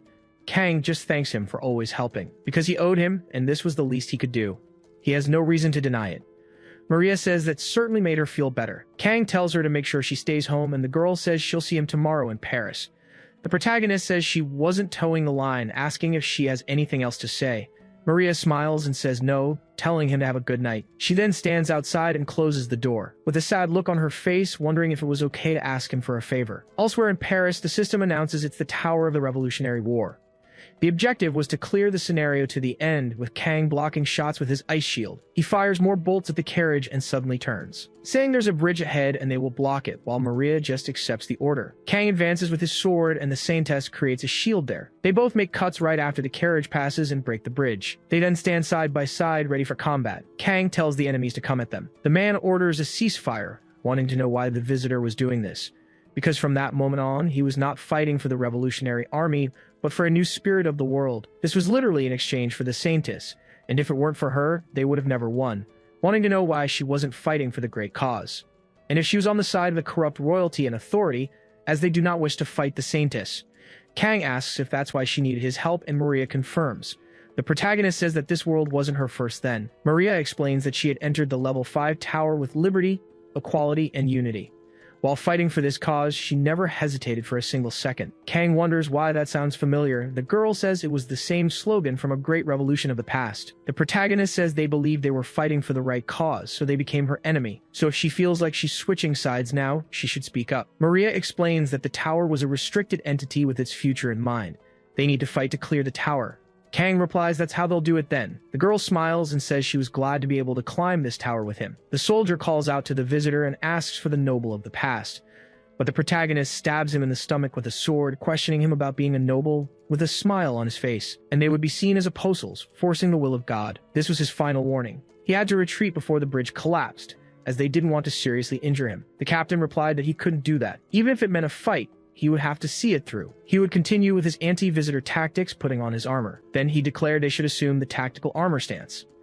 All the soldiers did the same, ordering the release of the magic armor. This was all for freedom and equality. They fired several signed fire projectiles at the protagonist. Both he and Maria dodged them with ease. The system notified him that the Saintess had granted him several enhancements, and the owner of the Saintess title was on his side. The effects of the protection blessing had increased by 1,000%. Kang effortlessly dodged a blow, gaining another 100 points in defense and 300 in evasion. He then sliced through the projectile with his sword. He glanced back, thinking about their skill level. Maria told the protagonist to stay back as she would take the lead, but the protagonist put out the lights using his magic. The girl wondered where he had gone, completely unaware. Kang continued to face the warriors with his sword. He thought that it was obvious the tower's level 6 army would be strong, but he didn't expect them to predict his movements so accurately, even in the darkness. He told the Saintess to raise her shield. She did so and told him to reduce the curtain of absolute darkness. The protagonist told her not to cut it, as he was trying to get a good feel for his new enhancements. His status buffs were being shared anyway. Besides, it was all thanks to her, as the curtain of darkness vanished. The protagonist smiled at her, saying it was already over, and stood above the shadow cat. Maria closed her eyes and walked toward the young man. The protagonist held out his hand and told her to take it. They would be caught by the pig called the King very soon. She would soon realize that everything in this city was full of flaws. Maria said he didn't have to do all this. The protagonist asked why not, since it was comfortable and amazing. If she summoned her buffs, he could defeat all of them for her. Maria held on to him, saying that wasn't why she had called for him. Kang said he would do it anyway. It was all for them. The city continued to burn. The army shouted to defeat all enemies of the revolution. This was an order from the Iron Blood Duke, commanding the capture of everyone who would help the old system. Kang and Maria arrived in the devastated city.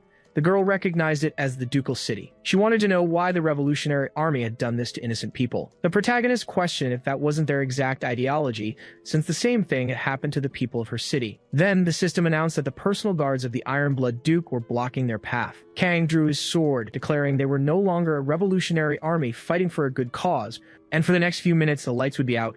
He snapped his fingers. The protagonist cleared the Tower of the Revolutionary War and received a heroic grade or higher skill card and a rare grade or higher artifact ticket. Outside, reporters asked Miss Maria to tell them about her adventure with the King of Heroes. Kang glanced at her out of the corner of his eye. Maria stated that for the sake of their countries, they were there under professional circumstances. But the protagonist chimed in that their night in the tower had been quite productive. He asked what they would be doing in a tower. Maria said it wasn't like that and they were just friends. But the protagonist questioned what was wrong with that, since just now in the tower she said she was happy to be with her dear. The girl told him to shut up, and the protagonist's taunt status went up. The monarch of clowns was rolling on the floor, clutching his stomach. Kang glanced over and smiled at the girl.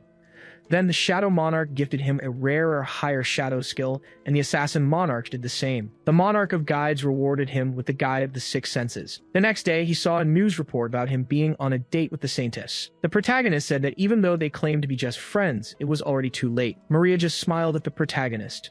Sometime later, in the Tower of the Frozen Dead, Kang apologized to the Saintess. Maria said there was nothing wrong with her dear, but her face was grim. She told him to get out of her sight, because after an intense mission, a period of calm always follows. She released an energy that simply defeated all the monsters. The system notified them that they had successfully completed the tower.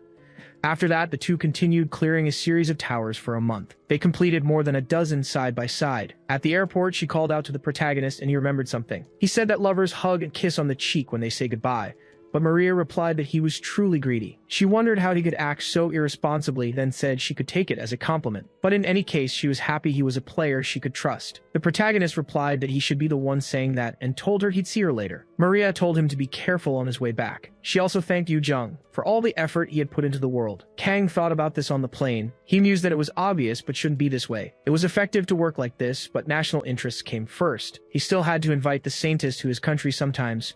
Darky then asked how much longer he was going to cuddle. The protagonist was startled, questioning how he had learned to speak. Darky replied that he had evolved. Kang said he should have spoken up sooner, as he'd been quiet all this time. The boy said it was because he was busy talking to that woman, and that he should just open the package. The protagonist remembered and said it would be best to get a legendary card from the heroic card, if he could get a full deck of cards. Once they unlocked them all, they would build a fully skilled deck. He ordered all rewards to be unlocked. In card games, the most important things were synergy and class. He might have received items in the past that didn't fit the theme, but he couldn't pass up a class advantage. He got the Shadow Assassin class, which increased his darkness and assassination synergy as an effect. Kang said that as soon as they arrived, they should find a tower to test his new deck. He wished the cat sweet dreams too. The next day in Seoul, people on the street spotted the King of Heroes and recognized him, wondering what he was doing there. He was heading for the entrance of a club. Someone was sleeping at a table. Kang slammed a plate down, telling him to look at the time. That young man said he had a date and wanted to know what was wrong with this guy. The protagonist said he would count to 3 and he better get up and follow him. He dodged a plate that the man had thrown. The man questioned how he dared to give him orders like that and asked if he knew who his father was and what he did. He was the president of the OHX group, and now he knew who he really was. The protagonist said he must be Hool from the Eigen family. Then he told everyone outside to clear the way because the King of Heroes was passing through, dragging the young man by his hair. Kang thought that he was wrong to accept a request from the association in the first place. Seongo said that in that case, he had a promising rookie who awakened this season. The protagonist replied that he couldn't believe it was him and that he'd heard he had defeated a level 3 tower. The young man asked about that and said he forgot. He wanted to know if he was going to take him to a level 4 tower. He was already tired of clearing level 3 dungeons, and the protagonist was in disbelief. So they entered the level 4 Butcher's Tower. Kang said that first of all, he would see what the kid could do, kicking the man into the middle of the room. He looked up and came face to face with some pigs calling him easy prey. He then started dodging their cleavers. He asked what the King of Heroes was doing and demanded he defeat these monsters. Kang replied that he doesn't take orders from weaker people. The boy asked if he thought everything would be fine if something happened to him. Kang thought that he was holding on thanks to his equipment, but he couldn't fight. It wasn't bad for someone to get some free help. But these guys had zero intention of fighting each other and just wanted to raise their levels and specialties more easily. He wonders who would save the world in that case and uses Shadow Step to appear behind him, saying he'd warned him from the start. If he wanted an easy handout, he came to the wrong place. The boy points to the ceiling, where several bats were coming from. Kang points his hand up using the Crimson Energy Chain. It starts hitting the bats and pinning them to the ceiling. The protagonist wonders what to do now, but the boy tells them to get out of there because he has to act along or his father will get involved. Kang asks how long he planned on, thinking he was some teacher who just handed him a transformation without a test. The young man asks what he has in mind. The protagonist says the correct answer was to have no answer. The boy asks what he should do, only to be hit by the protagonist right after. Kang says the King of Heroes doesn't give free rides if he doesn't like someone. If he thinks it's unfair, he should get stronger to come back. Outside, people recognize the King of Heroes along with that guy. He wonders what's happening, and the protagonist wants to know what's with his look, because he defeated him instantly, but the guy didn't even realize he'd been taken out. This guy questions how a low-level player like him could do this, asking if he really thinks he can lay a hand on a son of the OHX group's chairman, and Kang agrees, asking if that's the reason why he couldn't. The hare says he doesn't seem to recognize the conglomerate's power. Kang questions him about it, and the hare says he'll send his goons after him. He asks what would happen if conglomerate became his enemy, since he already has an entire nation trying to eliminate him. But he thought a mere company was greater than all that, so he should go ahead and give it a try. Suddenly, they're transported to another place where the system announces that the Labyrinth race has been updated to the season of the Endless Labyrinth. The Clown Monarch was exerting its strong influence on the tower's rules, and the protagonist was chosen as a Labyrinth runner. He is teleported to the 999th floor, following along with a group of other people. He then looks down a little irritated, thinking that these people hadn't even come to their senses yet. Suddenly, a man recognizes the King of Heroes, saying that they're a group on the floor and should cooperate to clear it, while they celebrate being saved by the King of Heroes. Kang scratches his head, wondering what this is all about and if they're all just newbies anyway. He looks to the side where the system displays the rules. He cannot eliminate other players and they won't respawn until the labyrinth is cleared. The protagonist is completely shocked. Suddenly, some forest vines neutralize the men. The system notifies that the player failed the raid, and Kang thinks about rule number 2. It states that if a player is defeated in the labyrinth, they can't return even after it's cleared. He then says he was kind enough to defeat them quickly and that they should be grateful. An assassin watches all this from a distance. Thinking that the Hero King was there and that he'll be defeated if he gets disqualified, he knows he needs to tell his colleagues quickly. But Kang appears behind him, asking what exactly he was staring at. The assassin says he was a big fan of the Hero King. Yu-sung says he understands and asks if he came alone. Elsewhere in the forest, someone is running. The assassin warns his colleagues that he found the player's group. They run in that direction, and a colleague comments that one of them seemed high level while the others are weak, and they just need to surprise them. He asks if that was really the right way as it was very dark. The assassin apologizes but says it was better this way, leading him into Kang's darkness. His colleague realizes what was happening and shouts, accusing him of betrayal. Kang continues to eliminate groups from B, E, and D. He thus concludes the season update, The First Labyrinth. Conquest points are awarded to his group's players who celebrate the victory. Group A will receive random blessing tickets of rank B or higher, so they must decide who gets the reward. A teammate comments that it was 2 copies per group, not per person, and Kang confirms. He says he did all the work and will keep the rewards, asking if anyone has a problem with that. Suddenly, Halligan tells him to wait. He says Kang must hand over the rewards and then he'll forget what he did in the tower. Another group member asks what he did since he was the only one who helped fight the monsters, so he should be the one to get them. They start a fight, drawing their weapons while the other 2 group members try to calm them down. The older man calls him a brat and Halligan says he didn't know anything. Kang watches all this with an expression of extreme contempt. The girl asks them not to fight, and a teammate suggests they be fair and decide with rock, paper, scissors. Then, both are stopped by ice weapons. Kang tells them to have some decency. They got free XP and conquest points, so they shouldn't want anything more. He asks if anyone else thinks they deserve a reward. Both shake their heads no. The protagonist then notifies the system that player Kang Yu-sung will receive the set of rewards. Later, the system unlocks the random blessing, and the protagonist wonders if he got a mythic one. He only gets fire tolerance and a wind jump, so the cat complains about his luck. The system asks if Kang would like to combine his fire tolerance with the one he already has, and the young man confirms. This unlocks the fire shield, rank A. The more blessings, the better, even if they aren't great. After all, Monarch's blessings don't reset, so in a long run, they're worth more than skills. Kang wonders if he should go to a fire attribute tower now, thinking of the Phoenix's nest. Darky says he hates fire and wants to go somewhere dark and cold. Kang complains that his kitten is too demanding. Then, the system notifies him that the Tower of the Great Conflict is calling for him and the symbol of trust is exerting a powerful influence.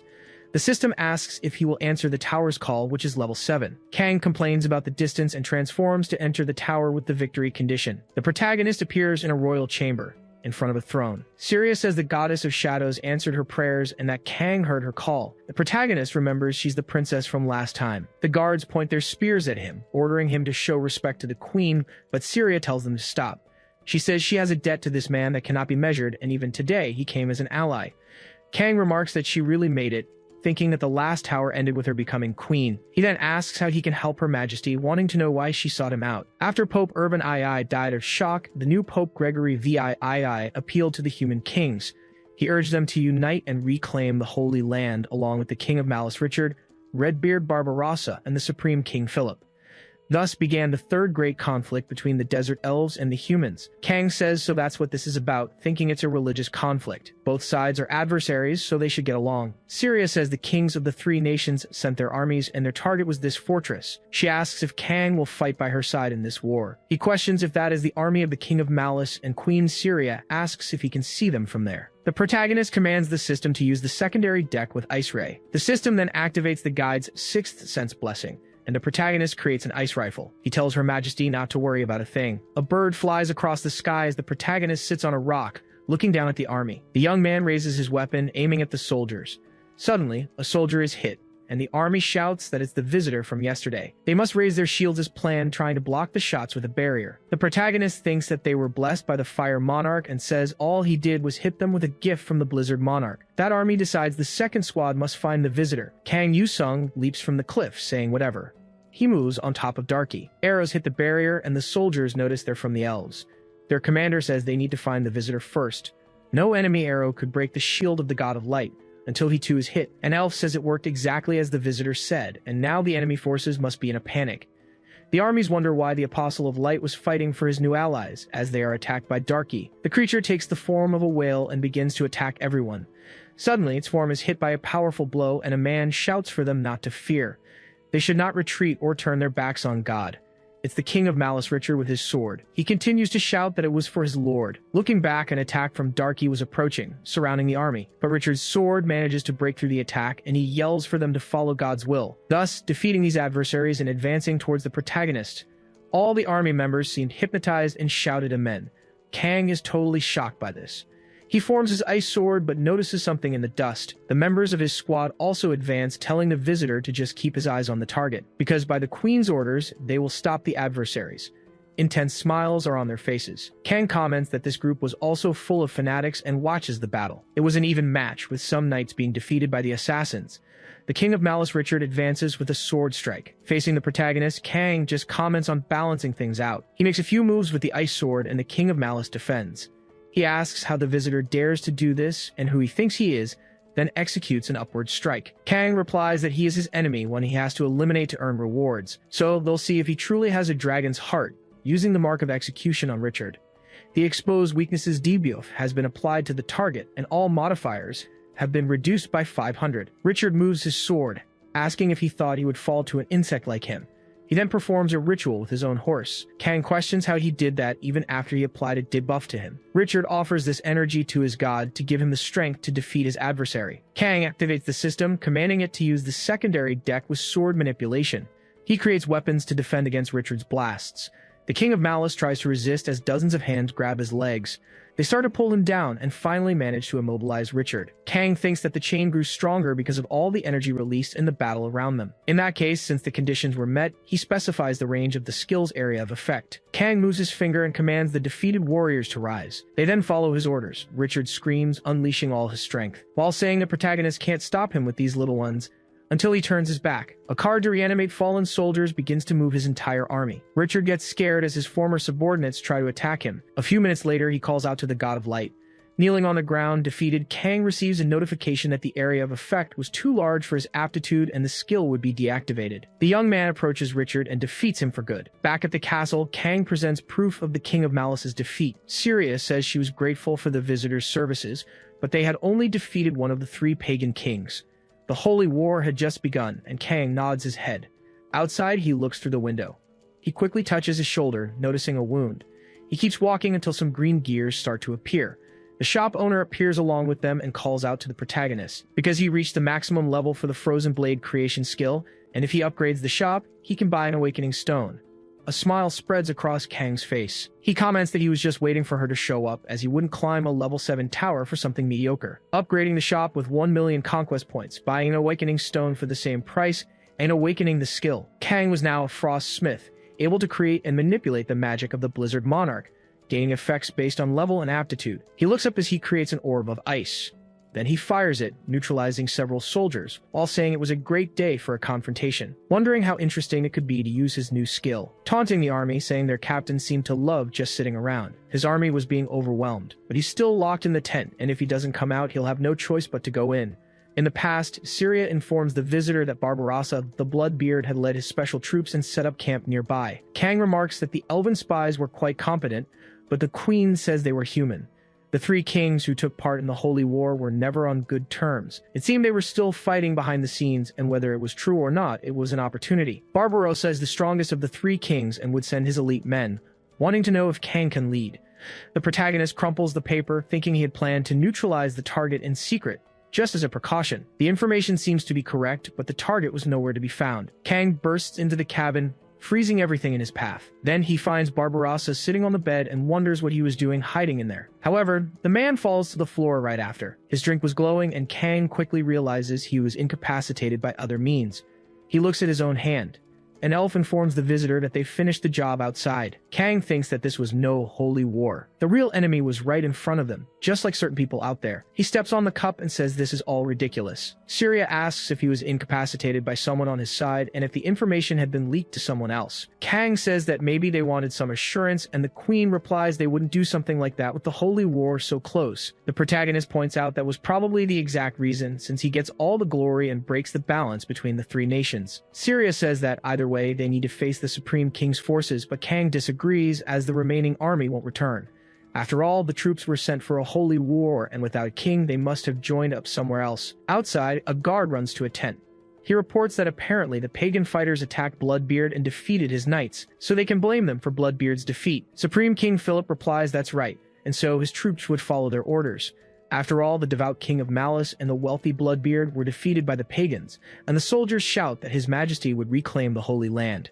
Philip cracks a smile, saying of course, for as the one who received the divine revelation, his will was the same as God's, so they should encourage their vengeance. They need to put the forces of the King of Malice and Bloodbeard on the front lines, and the soldiers shout that it will be as he wishes. Philip reminds them that the angel of belief was with him, so they shouldn't doubt anything. Kang receives the description of golden fanaticism, where, after the blessing, the knight's faith made him defeat everyone. He analyzes the cavalry of the King of Malice, the armored infantry of Bloodbeard, and an army he's never seen before, all flying the same banner. So he had planned to use the other king's troops as human shields, and that was his specialty. The soldiers shout to defeat the pagans in the name of the god of light and peace. Kang complains they've taken another tagline from a history book, but wonders if peace can be achieved by defeating all their enemies. Then, he climbs onto a pedestal. He says he doesn't know about that, drawing a West Wind card, which makes his battles easier. The benefit would remain active until the end of the tower. Kang moves his fingers, releasing ice through the wind and launching it against the army. The soldiers shout that there was the player, that pagan, and they must avenge his majesty. Therefore, they must not lose to the blizzard. Philip sets his sword ablaze, asking the god of light to guide his battle. The monarch of light blesses the human army, with the sentinels of light faction entering the battle, and the monarch of fire does the same. The fire destroyers faction was influencing the field, and the soldiers shout that the gods were with them. The Shadow Monarch blesses the Desert Elf army, with them shouting to fight together, for the Goddess of Shadow was with them. Then, the Shadow Council faction joins the battle. The Ice Monarch does the same, and the Glacial Guardians bless the area. Kang says that if this war is truly God's will, watching explosions and fighters being overwhelmed by the opposing factions. If they are gods, that would make them evil. Darky tells him to stop talking and just do what he has to do. The protagonist charges forward with his sword, saying he's right and they must end this war. After completing the dungeon, Kang grabs a microphone and says they really love heroic acts, and sometimes he feels ashamed for having to protect this world. Since he was eager to speak today would be the day. He asks if the reporters like war. They question him about it, and Kang confirms, describing the dangers of scaling castle walls under attack and the risks of facing projectiles and swords in direct combat, which startles everyone. Kang continues, saying that in fact they were in the 21st century now. In this chaos, they'll talk about aerial conflicts and projectiles hitting populated areas. But one way or another, the outcome of the conflict remains the same. So he asks if everyone there likes this kind of war. The reporters deny it, saying there's no way they could like it and that no one likes war.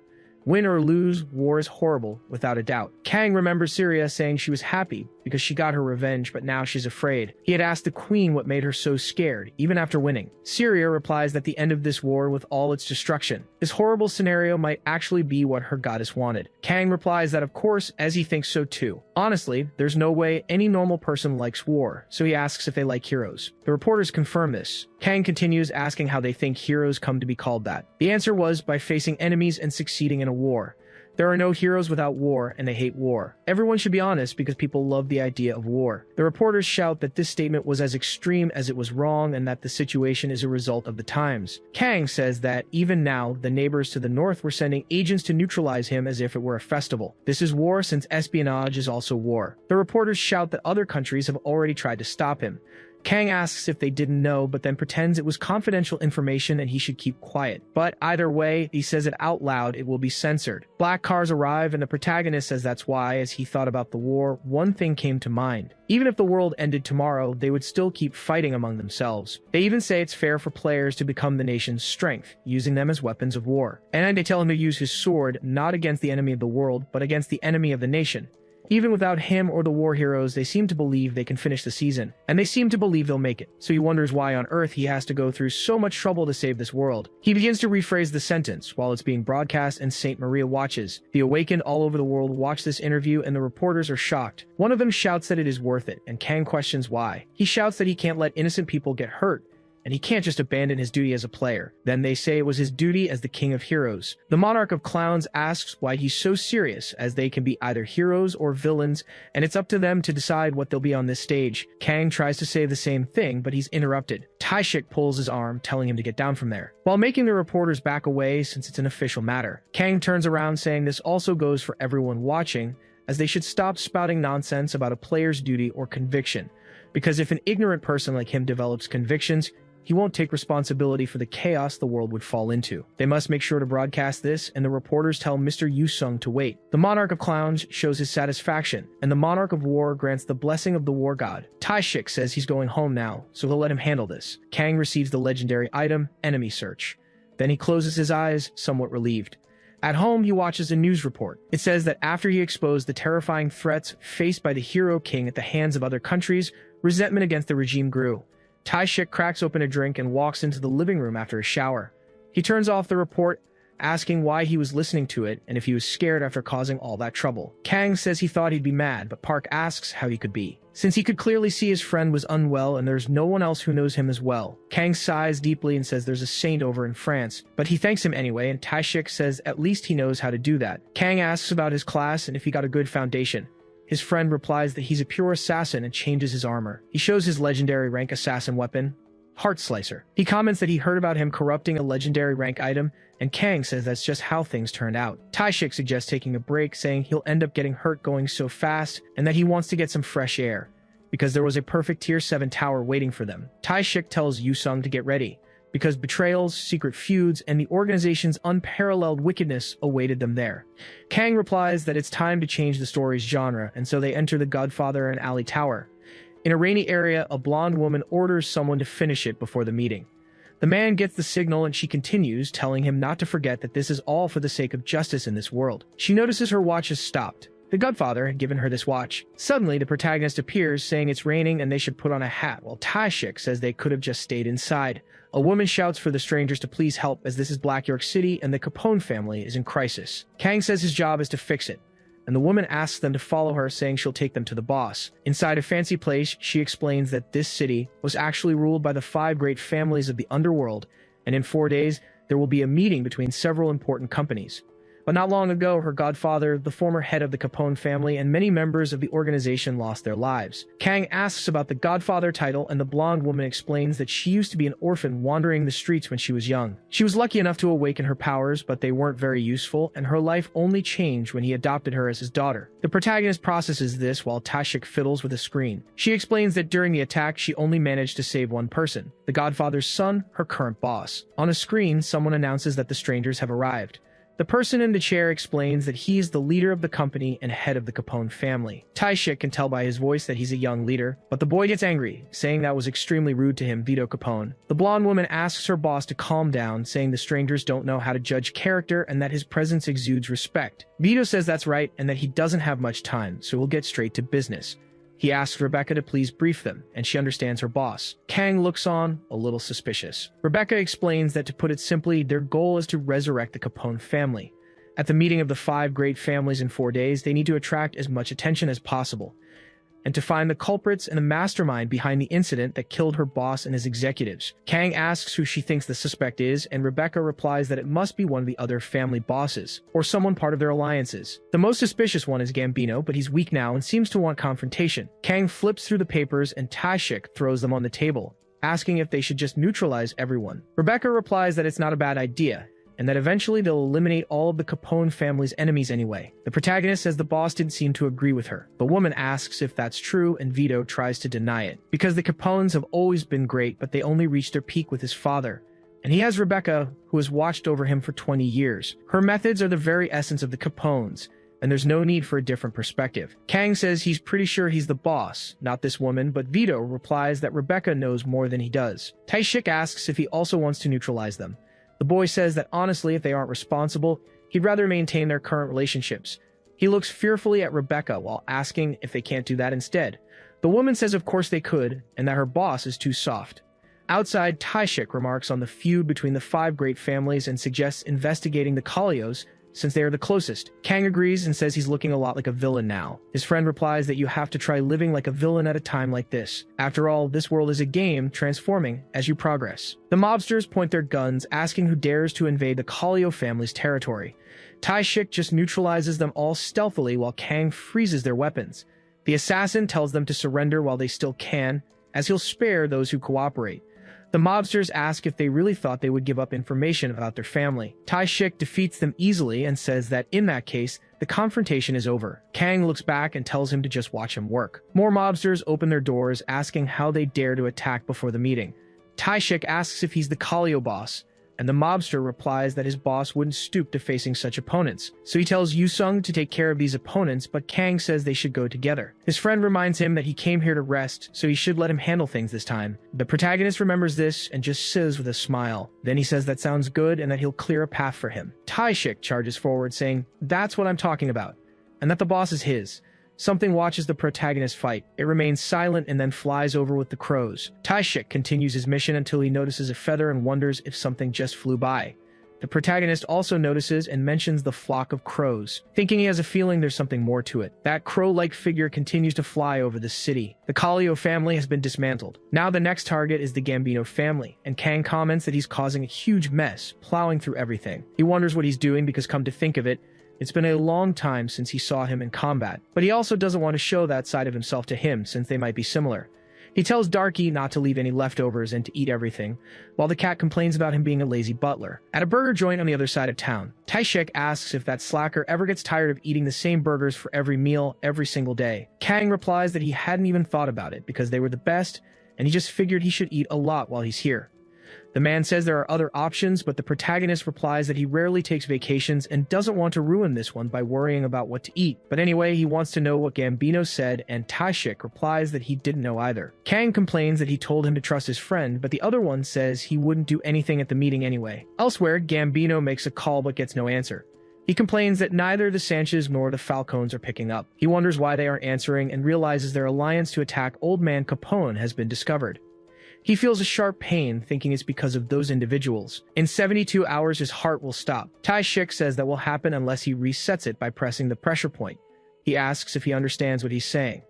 Gambino says his family won't participate in anything this time and will fully cooperate to apprehend those responsible for Capone's fall. Taishik says he's a good boy and will let it slide because he's smart. Then he leaves the place. Gambino clutches his chest, frustrated with the situation, even breaking his cigar with his teeth. Back at the restaurant, Kang complains that they got nothing in the end. His friend tells him not to chew ice because it's bad for his teeth. They would find out more at the meeting. By the way, it's just a guess, but he feels there's someone else besides the 5 great families. On top of a building, a few crows are watching. Vito Capone gets out of his car with his family members. They then sit down for the meeting. Marcellus, head of the Kallio family, says it's getting quite late. Gambino replies that 2 of them haven't shown up. Vito calls out the Falcons and the Sanchez, saying that just as he imagined, they were the ones who defeated his father. Rebecca whispers not to jump to conclusions, as they need to observe everything first. Vito says that, as always, she is wise. The woman breaks into a smile. Suddenly, a man bursts into the room, saying he has urgent news. They ask what happened. They are shocked to hear that the heads of the Falcons and the Sanchez have been eliminated. Kang says it seems they have another enemy. Taishik says it's no wonder the 5 families seemed weak, and Kang replies that he thought he had gotten stronger. Suddenly, the lights go out. A faint light shines on a hooded man. He releases his crows, saying it's convenient they're all here, the disgrace that stains their city. They all deal with corrupt politicians and manipulate the workers' union to exploit their wages. They lie and deceive under all sorts of pretexts and are despicable criminals who incite chaos in this city. These are your crimes. He calls himself Night Crow, and now he will impose justice. He sends his crows towards the group. Vito says he was the one who eliminated the other 2 bosses. Night Crow confirms it. They were cruel villains, and it was a small price to pay. He did the same to Capone's father. Vito will meet the same fate. He throws his feathers, calling him a villain. Rebecca defends him by creating a shield and tells her boss to get back, as it's dangerous. Night Crow notices something different. The woman says she's heard about this, and that for the sake of justice in this world, a price must be paid. The anti-hero Night Crow advances towards the group and imposes his justice. Kang releases his magic, saying that no villains deserve this punishment. He freezes the crows and uses Darky to force Night Crow to retreat. The protagonist says that he is the real villain, the Crow King. The crow tries to retreat, flying away and dodging Darky. Then he turns back cautiously and tries to slash. Darky yells that he will be defeated. Kang thinks the attack was easily contained, so he must feed him better. He grabs onto the crow's wings and aims for its face. Kang mimics the sound of a gunshot. With that, he designates the keyword for the execution mark and exposes the target's weaknesses. He designates another word to discover its weak point and accumulate weaknesses. A bird shouts that Night Crow has energy coming from his cape and sharp feathers, and also hides several explosives. The crow tries a direct attack, but the protagonist dodges it easily. He questions how someone who uses explosives dares to act like a hero. The Crow King asks if he is an outsider because of his ability to weaken opponents. In that case, he starts controlling his crows. Several explosions go off, hitting the group. Taishik moves his blades, defending himself from some of the crows. He complains that there are too many of them here. He then asks Yu Sung why they swapped roles since he's the individual combat specialist. Kang replies that all the bosses are theirs, and this guy is a hero, so he needs to protect the boss. He's better at protecting others than himself. Taishik asks what kind of nonsense that is since he's a heartless combatant. Kang says neutralizing opponents is his specialty and advances with his blade. The Crow King tries to get the outsiders' attention, saying they should be fighting for world peace but are acting like puppets of evil. Kang questions that statement. The Crow King yells that he doesn't know how they were deceived, but they are a bunch of cruel villains who eliminated his family. Despite that, they got away scot-free in court because they bribed the influential people in the city, who are afraid of someone taking revenge. This is the true nature of this city, and that's why he and his companions want justice. It's not too late for this city and for justice. He must face the villains at his side, but then Kang locks his dark blades on him. He then comments that he talks too much in front of a villain. He gets closer, ripping off his mask because he doesn't like it, coming face to face with just a little boy crying for his revenge. He then tells him not to underestimate his justice and holds out his arm with a button. He activates some explosives while Kang asks what he's done. He says the woman told him about the meeting point 3 days ago and asks how many explosives he thinks were planted. An explosion erupts as Taishik runs to the protagonist. He uses Darky to escape the blast range. Back to the city's normality. Rebecca thanks them for being loyal to the end. Thanks to him, all the companies at the meeting are now in Capone's hands. Kang says the little boss survived, and just as he wanted, they won. Rebecca says their job is done, but the protagonist changes the subject. He summons ice swords towards her, asking if it wasn't all her plan. Rebecca asks what that has to do with him. The protagonist replies that his job is to eliminate all enemies of the Capone family. She took part in the Godfather's elimination, and even hired an anti-hero to eliminate the other family heads. Kang says it was the hero who told him she gave out the information about the family. She's a traitor who eliminated the competition, placing a boy as the boss so she could become the woman who truly rules Black York. Asking if she is also an enemy of the Capones, Rebecca replies she never thought of it that way. Everything was for Master Vito. He's an extremely kind and innocent boy, so she eliminated the Godfather, who forced him to train as a successor, all to protect him. She only did what a guardian had to do. Kang says that she betrayed the one who raised him and made his son a puppet so she could become queen. Taishik steps forward, saying she's no guardian, because she made that boy incapable of doing anything on his own and was only thinking of herself. Rebecca says the outsider is not qualified to judge. Taishik then decides to ask him. Rebecca realizes he's talking to her boss. Vito cries, saying, "So it was you." The woman tries to confront him, but he uses his power, saying Rebecca was right, as always. This world truly is a cruel place. The objectives of reviving the Capone family and eliminating all enemies have been completed, thus clearing the Godfather and the Alley Tower. Outside, Taishik complains that he wanted to be a noir hero for once. Kang says this wasn't even that kind of tower, and besides, he likes not being swarmed by reporters. His friend says they should do this again sometime. Then an executive runs up to them, saying there's a problem. The hard difficulty Tier 5 tower in downtown Seoul is about to have a tower break. Kang is completely shocked by this news. The tower in question is a Tier 5 that the association's players had attacked. They failed the first raid and managed to retreat, but the group argued about what to do next, because they would receive 3 penalties for failing the raid, which means they would all be demoted. The young man replies that they can recover from it by trying the tower on hard difficulty. They've done so much to get here, they weren't going to crawl back from the pit just to become servants of the association. They say no, and the young man insists that's why they need to get rid of these penalties no matter what. Hard mode is their only choice. After that, they chose to attempt a second raid on hard mode and were completely defeated. In the car, Kang comments that he'd heard the association's demerit and penalty system was cruel. But this isn't right. A tower break was a rare occurrence now, but during the first and second seasons, it was a regular disaster. There was no proper method for raids, and failures were common. The outcome, however, was not easy, and many people were lost because of it. It also took many people precious to him, before he became a player and even after. But things weren't like they used to be, so he tells the system to unlock the uncollected equipment and the skill pack. The current settings are good with the Overcoat of Darkness and the Curtain of Darkness. He wouldn't allow an opening that could compromise him, evolving the Wind Bracelet to Chimemorio, as well as upgrading the Scarlet Bond to Charlotte's Web. The system warns that a tower break is imminent, and he must prepare for the monster attack. The people shout that the King of Heroes is here. Kang raises his head, and the players thank him, saying that at least they wouldn't see their hero fall. Suddenly, an explosion occurs, and everyone is shocked. The tower break will begin in 10 seconds. They decide to prepare because here it comes. As the countdown hits 7, Kang warns those who meet the following conditions to get out of there. First, anyone who might accidentally get caught in his ability. Second, anyone who doesn't have the confidence to keep up with him. Third, he releases Darky as the countdown hits 1. Kang tells everyone but him to leave the area. Hundreds of monsters pour out from inside the portal as the players run. The creatures keep following, and Darky starts attacking them with bites. Kang notes that this place is infested with all kinds of monsters, like orcs and lizardmen, for example, and he has no idea what that thing fighting Darky is. But judging by the tower's name, the enemies the players faced should be the people of the kingdom inside the tower, which means the monsters coming out of the tower break are irrelevant to it. So he wonders where the hell they're coming from.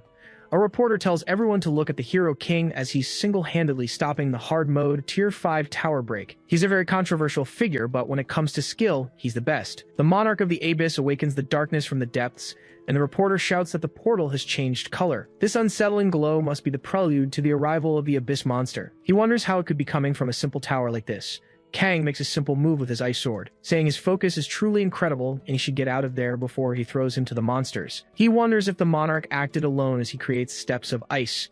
Suddenly, the abyss slime appears. Kang says he was just waiting for this. Dozens of spikes made of ice magic hit the creature. Kang wonders if it will be enough as he needs to finish it in a single blow. More ice spears erupt from the ground as Kang raises his hand. He then clasps his hands together, using the Charlotte's Web skill to trap the slime on the spikes. It connects 2 points with a web that has extreme cutting power, and the buff increased the number of webs that could be created. Kang had successfully eliminated the abyss slime. The monarch granted an abyss jewel as proof of satisfaction, and the tower break was stopped. Kang watches himself through the crystal. The reporters rush in that direction, saying the tower break was resolved by the Hero King. He had done it all by himself. On the player forums, people are sharing videos of the Hero King stopping the tower break. Kang says that, as they know, the association is hopeless. To be honest, among all the associations, not a single one worked properly. Apparently, the players failed the raid and were afraid of being penalized by the association, so they tried hard mode and ended up being overwhelmed. Regarding the Hero King's testimony, the newspaper said an association official questioned it, adding that the rules were inefficient and forced them to share the spoils. Kang says they really fell for it this time, and Tashik replies that they gave them a big boost. They need to use this chance to purify the association. The protagonist asks if he's running for president or something, and Tashik yells no. He was talking about creating a guild. Kang replies that the law currently prevents that, and they're just talking about a nation and a guild. Taishik agrees, but that's why he wants to use this chance to change things. With all this nonsense, they have to take advantage of the fact that there isn't a single player in the leadership. Those guys have never even entered a tower and just create laws that make no sense. Not to mention they only promote those with sponsorships and neglect the others. We can't let things stay this way. Kang tells him to do his best, and Tashik asks why he sounds like it's not his problem. The protagonist replies that it's obviously not his problem, and his friend says he has to create his own guild. Kang processes the information and is stunned. The newspaper reports that the petition to allow the creation of another domestic player guild surpassed 180,000 signatures overnight. As for public opinion on who should create the guild, the Hero King and other veterans were leading. The director says he's sure that Master Park and Yu Sung are behind this. They don't know that with the exception of renegade players, normal players pose a danger to civilians. In some countries, the government is lax and guilds get involved with the underworld. Some nations have even become empires of renegade players. Even the US, which allows the formation of private player guilds, controls its top players with the military. They are like walking time bombs, and if ideal management becomes impossible. He shouts that they're simpletons who don't even know how the world works. A screen appears behind him, saying that it's always difficult to comprehend evil anyway. The evil monarch is interested in him and asks if he would like to accept the tower's challenge. Elsewhere, there's an advertisement featuring the protagonist. People comment that the ad is still up and that it's his armor from the previous season, so they should just take it down. Kang repeats to himself, a guild. He remembers Taishik saying that as the great Hero King, he should become a guild master and show off a little. Kang says he hates working with stubborn people, with fools, and with people who are both. His friend says he doesn't need to worry about guild matters and should just take the position to act as a figurehead since guilds will pop up after that. Kang asks why he should, and Taishik replies that it's to create a better world, because only the Hero King can make it happen, because he's the one who goes to the front lines before anyone else. Kang walks calmly by and thinks that his duty is to clear towers. He searches for a Tier 7 tower or higher but gets no results and must expand the search area.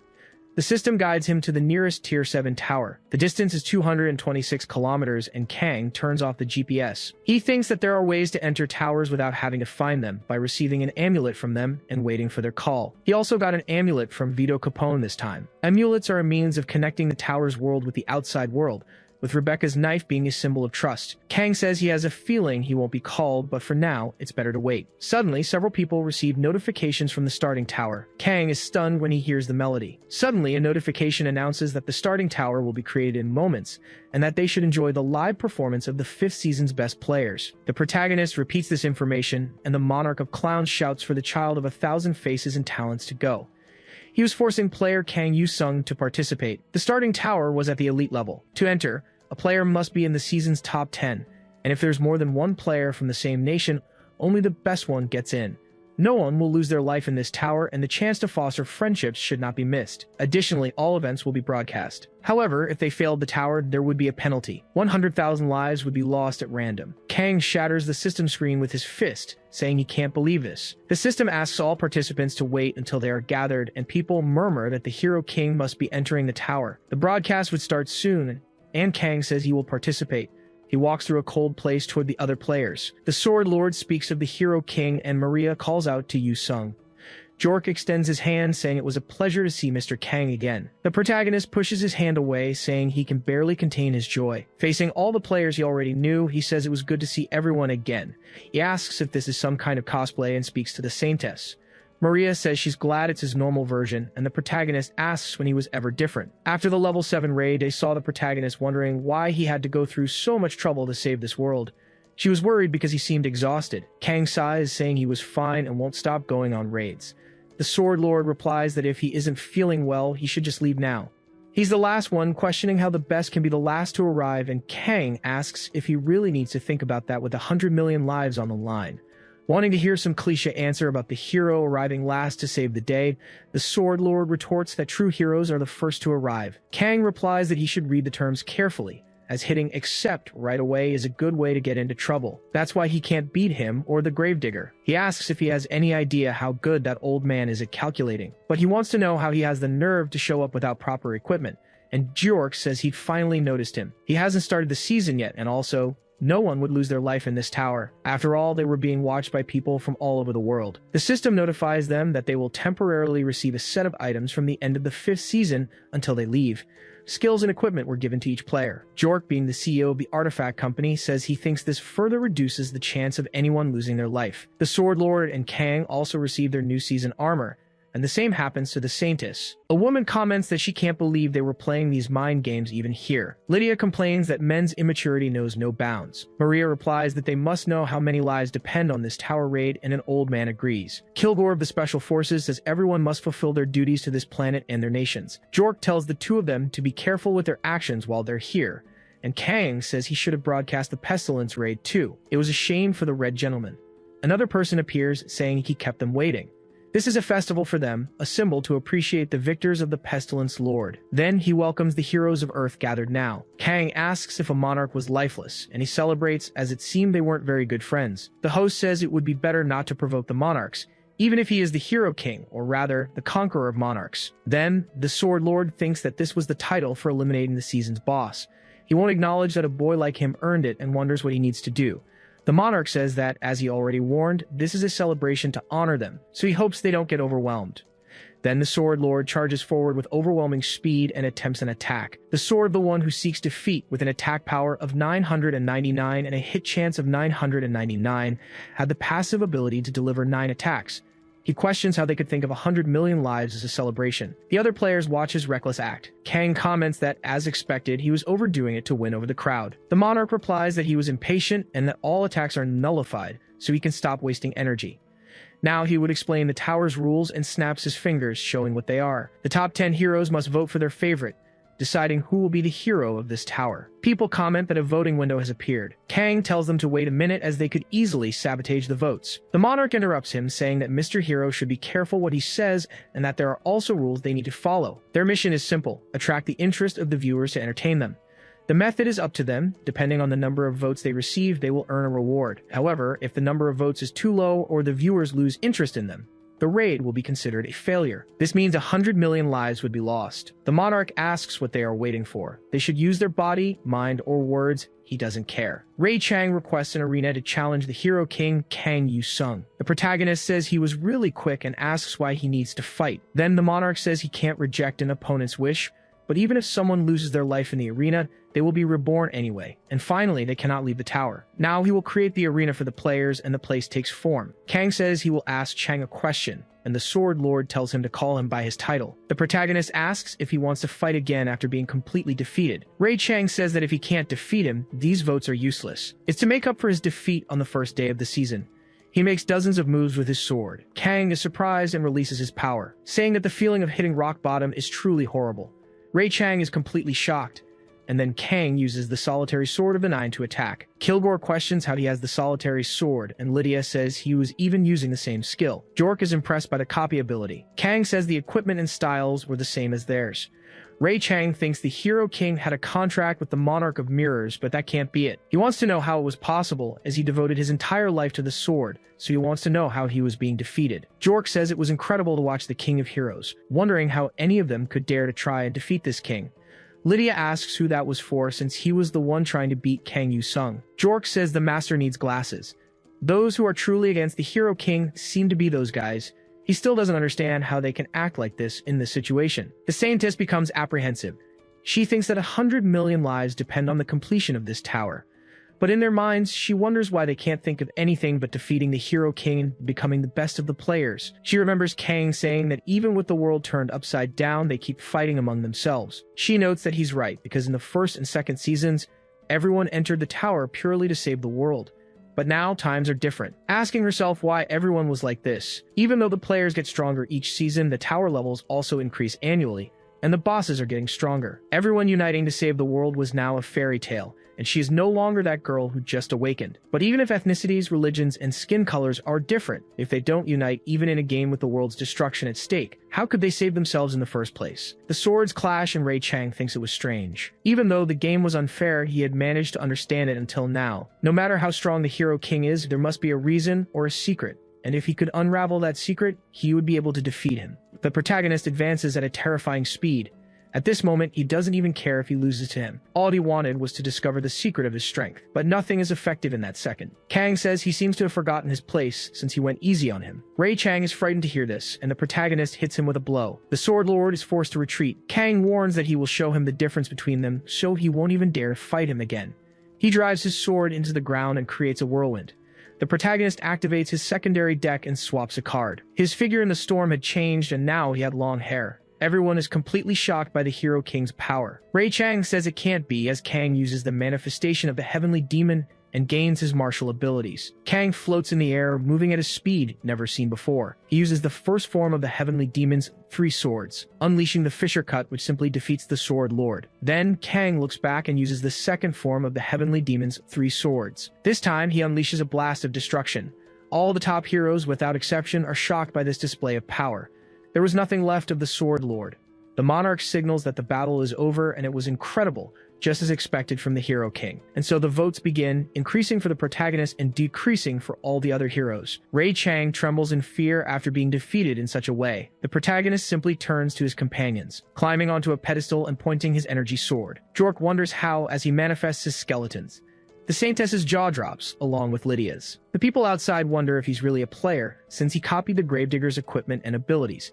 This guy was a monster, and couldn't be human like them, but Friend tells him to shut up because they were only alive thanks to that monster. There was no other way to describe this man, other than his title, Hero King. Kang questions their expressions as if it were the first time they'd seen his copy ability. Jork says he can't explain the heavenly demon manifestation with just copying, and Lydia adds that his ability was definitely not that. She had fought another copy user before, the Face Collector, who purposely hid his rank and copied his opponent to the point of even using their face. Although their fighting styles are similar, there's a limit to that ability. Kang says that's obviously because it's not just a copy ability and asks if they're that curious about his skill. They all crack a smile. The protagonist says they have great poker faces. So we'll tell them something this time. Honestly, he had made a contract with the Monarch of Truth, thus releasing more energy against them. Lydia notices this and asks about this monarch. Kang says he can't speak anything but the truth, even as the world changes around him. Jork says that, by the looks of it, he thinks the next opponent will be the old man. The protagonist denies it, as he hates fighting more than anything in this world. He also dislikes people who come at him without knowing their place. Jork asks what he's planning, and Kang says that from now on, he'll try to convince the audience with a single truth. The monarch says that's a given since promotion is basic for voting and changes the entire scenery around them. Kang returns to normal and grabs a microphone, asking if everyone is watching this. Not like they have a choice. Even he changes the channel when he sees an ugly face on TV, but he gets back to the main point. There are 10 heroes gathered in this awful tower, and you all have to vote for one of them. If your votes are too few, 100 million people will get a one-way ticket to the afterlife, so now you understand the importance of this vote. Even the worst tyrants become presidents thanks to votes, and if things go wrong, the same could happen in here. Jork tells the Hero King to watch his words. Kang asks what the problem is, and if the part about the tyrant made him uncomfortable. That couldn't be right. since people revere their national heroes so much ever since he fought alongside him, saying he understands now because his dream of reviving the Third Empire was supposed to be a secret. Jork asks how he dares insult someone without evidence, and Kang says that for his information, he has a contract with the Monarch of Truth. He can snoop on the lies and secrets of others. Everything he just said is 100% true and nothing but Jork launches his skulls at the protagonist. Kang tells them to vote carefully and wonders who he will choose next, because there isn't just one or two lunatics here, asking if that isn't right Count Vladimir. Vladimir replies that he has no idea what he's talking about. Kang says that's strange because he also wanted to revive the Empire and then prepares his blade. The protagonist dodges the slash, explaining that he'd said he would defeat the president and become the Tsar. So as he figured, it's not easy to share family power, asking if something is bothering him because he should wait his turn to put on this magic show. Vladimir says he will not continue to tolerate this humiliation of his country and his respectable president. Kang agrees, remarking on what a devoted man he is, even with his fire attribute. But it's still amazing, because Lieutenant General Kilgore likes to play with fire. He was talking about the habit of dropping bombs on enemies, and he still hasn't gotten rid of that habit, which he continues to do in secret. Kilgore asks if player Kang has any idea of the consequences his words will have. The protagonist confirms that he understands completely, and frankly, for heroes who saved the world, a nationalist lunatic, an imperialist, and a war fanatic aren't ideal for the role. He thinks people wouldn't be very happy about that, and Kilgore moves in to strike the protagonist. Kang blocks and asks the meaning of this. Kilgore asks if he thinks he can't and touches him, saying he'll show him the best fighter jets. Maria creates a barrier, telling her master to get behind him, while Lydia asks if this old man is trying to take on everyone. His unique ability was F-23 Diablo, with hundreds of missiles emerging from portals. Kilgore is shocked, wondering how he copied an exclusive skill. The protagonist throws the general to the ground, saying it's not so exclusive after all. Jork approaches, asking if the Hero King thinks he'll be fine after defaming and attacking the honor of his comrades. Kang says so that's how he sees it, wanting to know why these comrades team up to stab him in the back every chance they get. The old gravedigger replies that it was all a misunderstanding. Kang gets annoyed and repeats that he made a contract with the Monarch of Truth, so all their secrets are his. They were doing whatever they pleased the whole time. But now that they're in front of the cameras, they suddenly get bothered. With that, he gains the taunt attribute, and the clown monarch is satisfied. Kang asks why they're acting like this, since it's not typical of them. He can keep telling the truth, but they already know that the world wouldn't change one bit. Jork cracks a smile, asking if he's going to blame the world like a little child. Kang says he's right and that he can't stand dealing with these old men. The clown monarch calls out to the child of 1,000 faces and 1,000 talents. Wanting to know his wish, the protagonist says it's the manifestation of the heavenly demon. Jork questions what he's trying to do now, and the clown monarch grants the protagonist's wish. Kang stands motionless on the stage. The monarch behind him says it's over, so they'll move on to the next hero.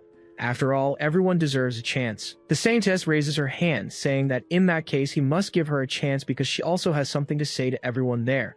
The monarch agrees and changes the scenery, telling her to go ahead, appearing on a sofa. Ray Chang asks what the hell this is, and Kang wonders what's going on, as it looks like an elementary school presentation. Maria tells Mr. Yu Sung to shut his mouth right now. Kang just accepts it and calls her dear, as the Saintess maintains a grim expression. She says that here and now she will show the world who the Hero King really is. Everyone is surprised and wonders what the Hero King did, as the Saintess is going after him. The protagonist is completely shocked by this and wants to know what she's going to say. She asks what problem he had with her dear, and Kang wonders if it's too late to apologize.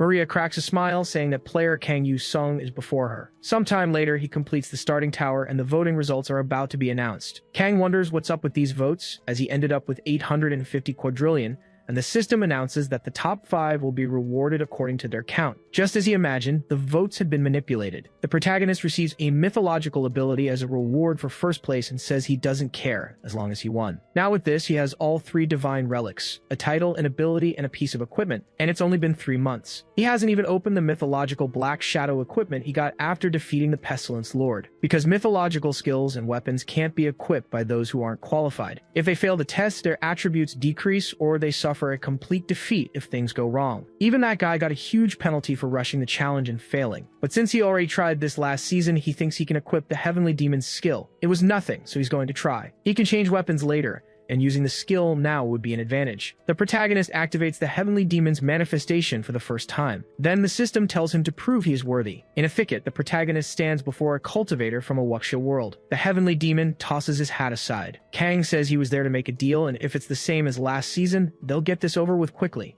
The Heavenly Demon remains silent, and the system announces the test will now begin. He just has to block 2 of the Heavenly Demon's basic moves. That old man moves his sword swiftly, and just by unsheathing it, a darkness washes over the battlefield. Kang is completely taken aback by the pressure. Then the Heavenly Demon lunges forward with the first move of his triple sword. He makes the cut, and the protagonist manages to defend with his own sword. He then says it was really exciting, but he's been through this before. He blocks the second move just by shifting his blade. An explosion rocks the area, surprising Cheon-ma. He says that he now has a new name in this title. Kang asks if he means the one who defeats monarchs, and Cheon-ma questions if he really did that. The protagonist replies that now that the test is over, he'll just show up and do some sword tricks whenever he calls him. But the old man walks toward him, saying, "So you're saying you defeated the monarch?" Kang asks if that's a problem, and Cheon-ma says he likes him, drawing his second sword and shattering the ground all around them. Kang asks why the sudden attack, and the Heavenly Demon walks toward him. He tells him to show him how to use his sword. The protagonist blocks the blow and asks if the test wasn't over. Cheon-ma counterattacks once more. Kang asks the elder to go easy on him, or else he'll end up defeating him. The old man says his sword is still enchanted. He defeated the monarch with this inferior blade. If that's the case, then he won't acknowledge him. Kang is stunned by this, questioning how he's supposed to win with his sword skills. If that were possible, he wouldn't have come here to ask for this in the first place. Cheon-ma sheathes his sword and understands, saying he'll test him another way. With that, he stomps on the ground once more. Kang is surprised as the old man puts his sword away, tossing it to the other side of the field. Kang says he doesn't understand why he's going so far and asks for a reason. Cheon-ma replies that he defeated the monarch, so perhaps the answer he seeks lies within him as he reverts to his younger form. Kang is terrified as the old man uses his triple sword, telling the protagonist to try and stop him. Then he makes the cut. Everything is split in half and it hits him, but nothing happens. Cheon-ma drops his sword. Kang asks what he just cut. The old man stares at him coldly, explaining that he spent his life wandering the world in search of the ultimate fighter who could give him a taste of defeat. But no matter how far he went, he never experienced it and could never understand its meaning. Not even the personification of defeat could get close to him. He tried but couldn't find anyone capable of surpassing him, cutting down both spirits with his sword. Cheon-ma wonders if such a person doesn't exist, since all the masters from countries, empires, and even the most powerful lost their worth before his blade. It was then he realized that everything is meaningless before the Heavenly Demon's sword. But for the first time, he was meeting the mortal who defeated a monarch. He wonders if he'll be different, or if he'll be overcome like all the others, telling Kang to answer what defeat means to him. The protagonist flashes back to all his memories of wanting to become a hero and the breaking of the tower. Maria had said that the player, Kang Yu-sung, is the kindest person you could imagine and has an incredibly soft heart. He's sensitive and cautious on top of being a ridiculously spoiled kid. When his comrades were defeated, or when he found out about the sacrifices made when a raid failed, he cried nonstop for a whole week like a child. At that time, all she did was listen to his laments. Kang stands before Cheon-ma. The Heavenly Demon approaches, wondering if he will be able to provide an answer in the end. Kang asks what he'd like to hear, whether it's the meaning of defeat or of being beaten, and Cheon-ma questions how he's still standing. The protagonist tries to remember what else the Saintess had said, that despite all of that, he never gave up. No matter how painful or scary it was, or how much he got hurt, he kept fighting for the good of the world, even if none of it mattered in the end. Cheon-ma asks if it doesn't matter, and Kang replies that you can break what exists, but not what doesn't. A meaning is no different. That's the principle of the Heavenly Demon's triple sword. He was defeated long ago, so he can't find a meaning that doesn't exist. Cheon-ma draws his sword, saying that he's claiming to be on the same level as him, that he's understood meaninglessness. How could someone like him be the hero king? He was saying he's a fool who goes around trying to protect something pointless. Kang denies it. It seems he's just doing this out of a sense of duty, but what he does is completely meaningless. They save the world as often as they breathe and work hard to defend it, but the other side has all sorts of adversaries attacking them. So he wants to know what in the world could be more meaningless than that. Cheon-ma says it truly is in vain, but he realizes something and sheathes his sword, saying he can hardly wait for their next meeting. Kang Yu-sung is judged worthy and returns to his apartment. He holds the fragment, seeing his memory with the clown as he says that this is the journey of a hero. Now he can use the true manifestation of the Heavenly Demon, and Darky gets up, calling for the butler. Kang falls to his knees. The window of his apartment opens. Darky climbs on top of him, asking why he's so weak, and Kang replies that his attributes are the best in the world. He wasn't sick, just frustrated with those people, showing the forum where the Saintess exposed the hero king as a spoiled child. Kang says he has to finish a level 8 or 9 challenge to calm down, and Darky asks how he's going to enter a tower that doesn't even exist yet. The protagonist remembers it's only March and that as the season progresses, higher level towers start to appear, which will take at least a month. Advanced level towers that don't exist in a country's territory, but universally. Once they're unlocked, he can enter any tower immediately, just like in those games. Kang wonders if the level 7 tower is far from opening, but Darky says he's not going anywhere. His butler should rest now as it was for his own good. He takes him to a level 3 tower of the Steel Song Orcs. He says it was quite similar to the first tower he entered this season.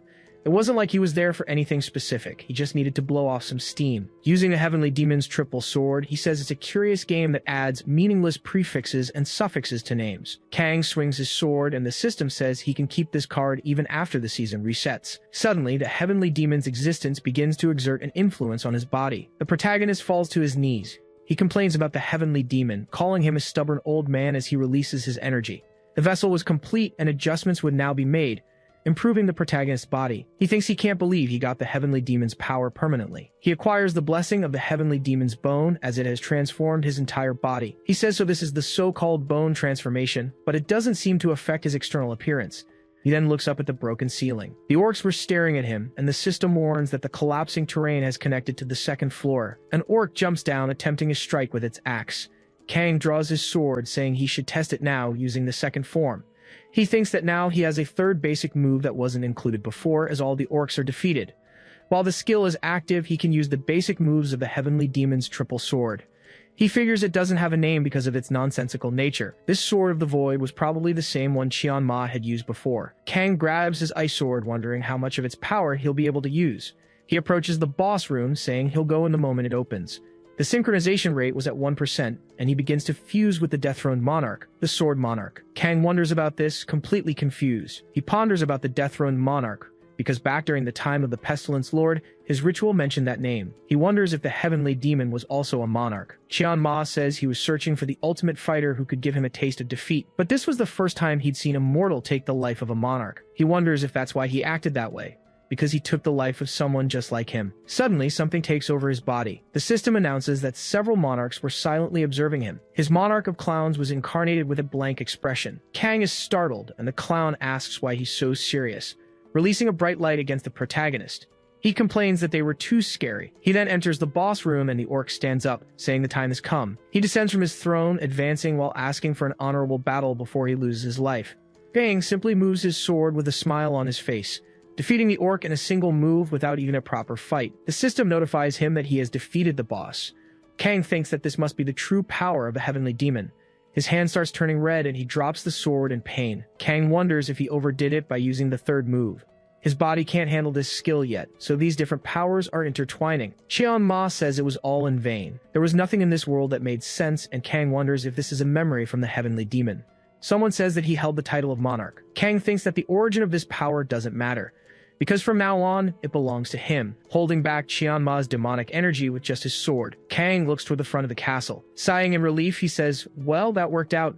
Darky asks if his butler ate something bad. Elsewhere, the protagonist picks up his phone and answers. It's Taishik asking what he can do for his dear hero. Kang gets annoyed and says he might just move to France. Taishik then asks why he was calling. The protagonist replies that it's nothing much, he just needs a training partner. Taishik wonders when the National Intelligence Agency became the Hero King's servant. The protagonist suggests changing the name to that, and everyone rejects the idea, but Taishik changes the subject, asking for the conditions. Kang says they can prepare however they want. He'll only use the manifestation of the Heavenly Demon.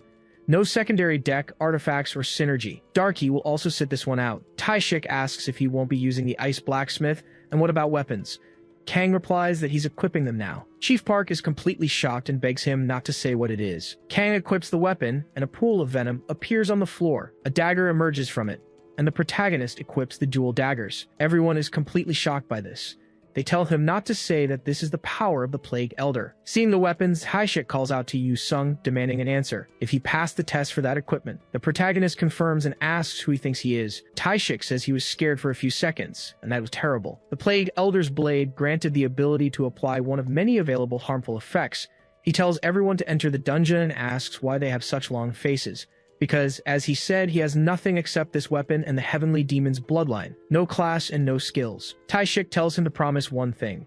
He must not cause unnecessary suffering to his men. Kang agrees, saying he'll defeat them all so quickly they won't even realize what's happening. They position themselves in a combat area. The protagonist announces that as soon as the flare goes up, it will begin immediately. Everyone should come at him with the intent to neutralize him, and he hopes their assassin department is skilled. The flare burns out, and Kang says this will make the lesson worthwhile. They all rush forward, throwing their daggers at the protagonist. Kang blocks with his blades and retaliates with other strikes, defending against Taishik's attacks while turning. He throws his friend away, and Park throws his daggers at him. Kang blocks while making a move that neutralizes two behind his back.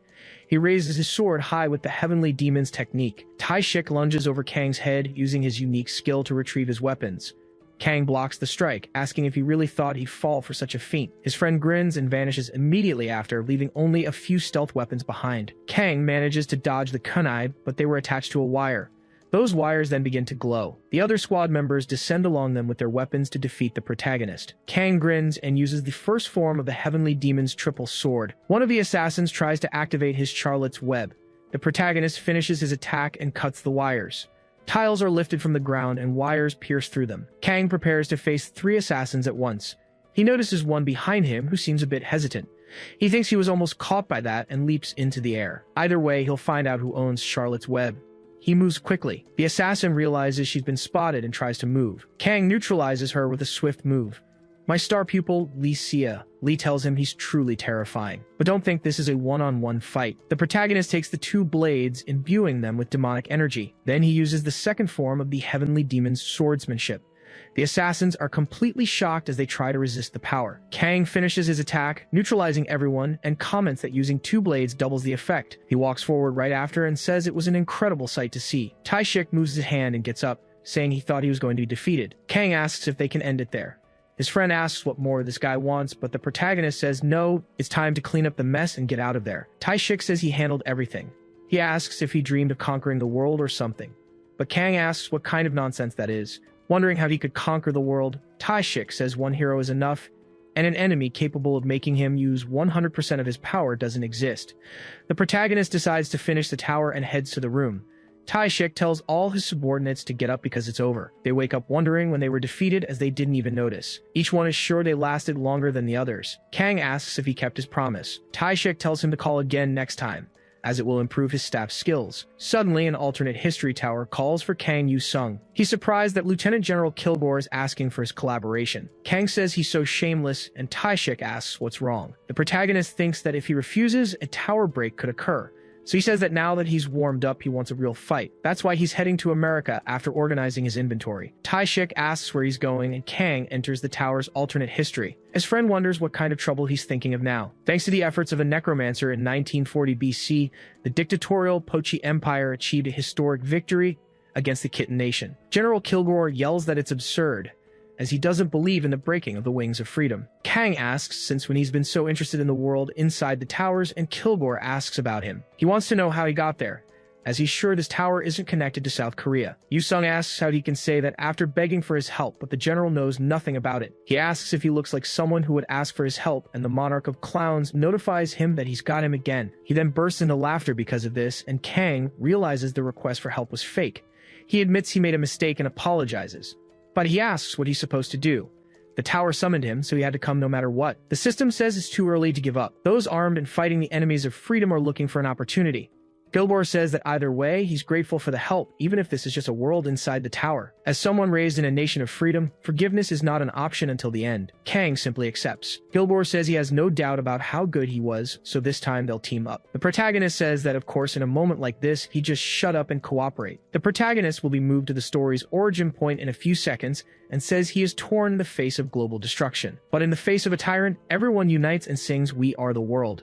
He questions how a general who despises imperialism could work hand-in-hand with a gravedigger from outside the tower. Kilgore warns him not to speak of that individual in his presence. The protagonist says that despite hating him, the fact that he joined forces with him means he's afraid of him.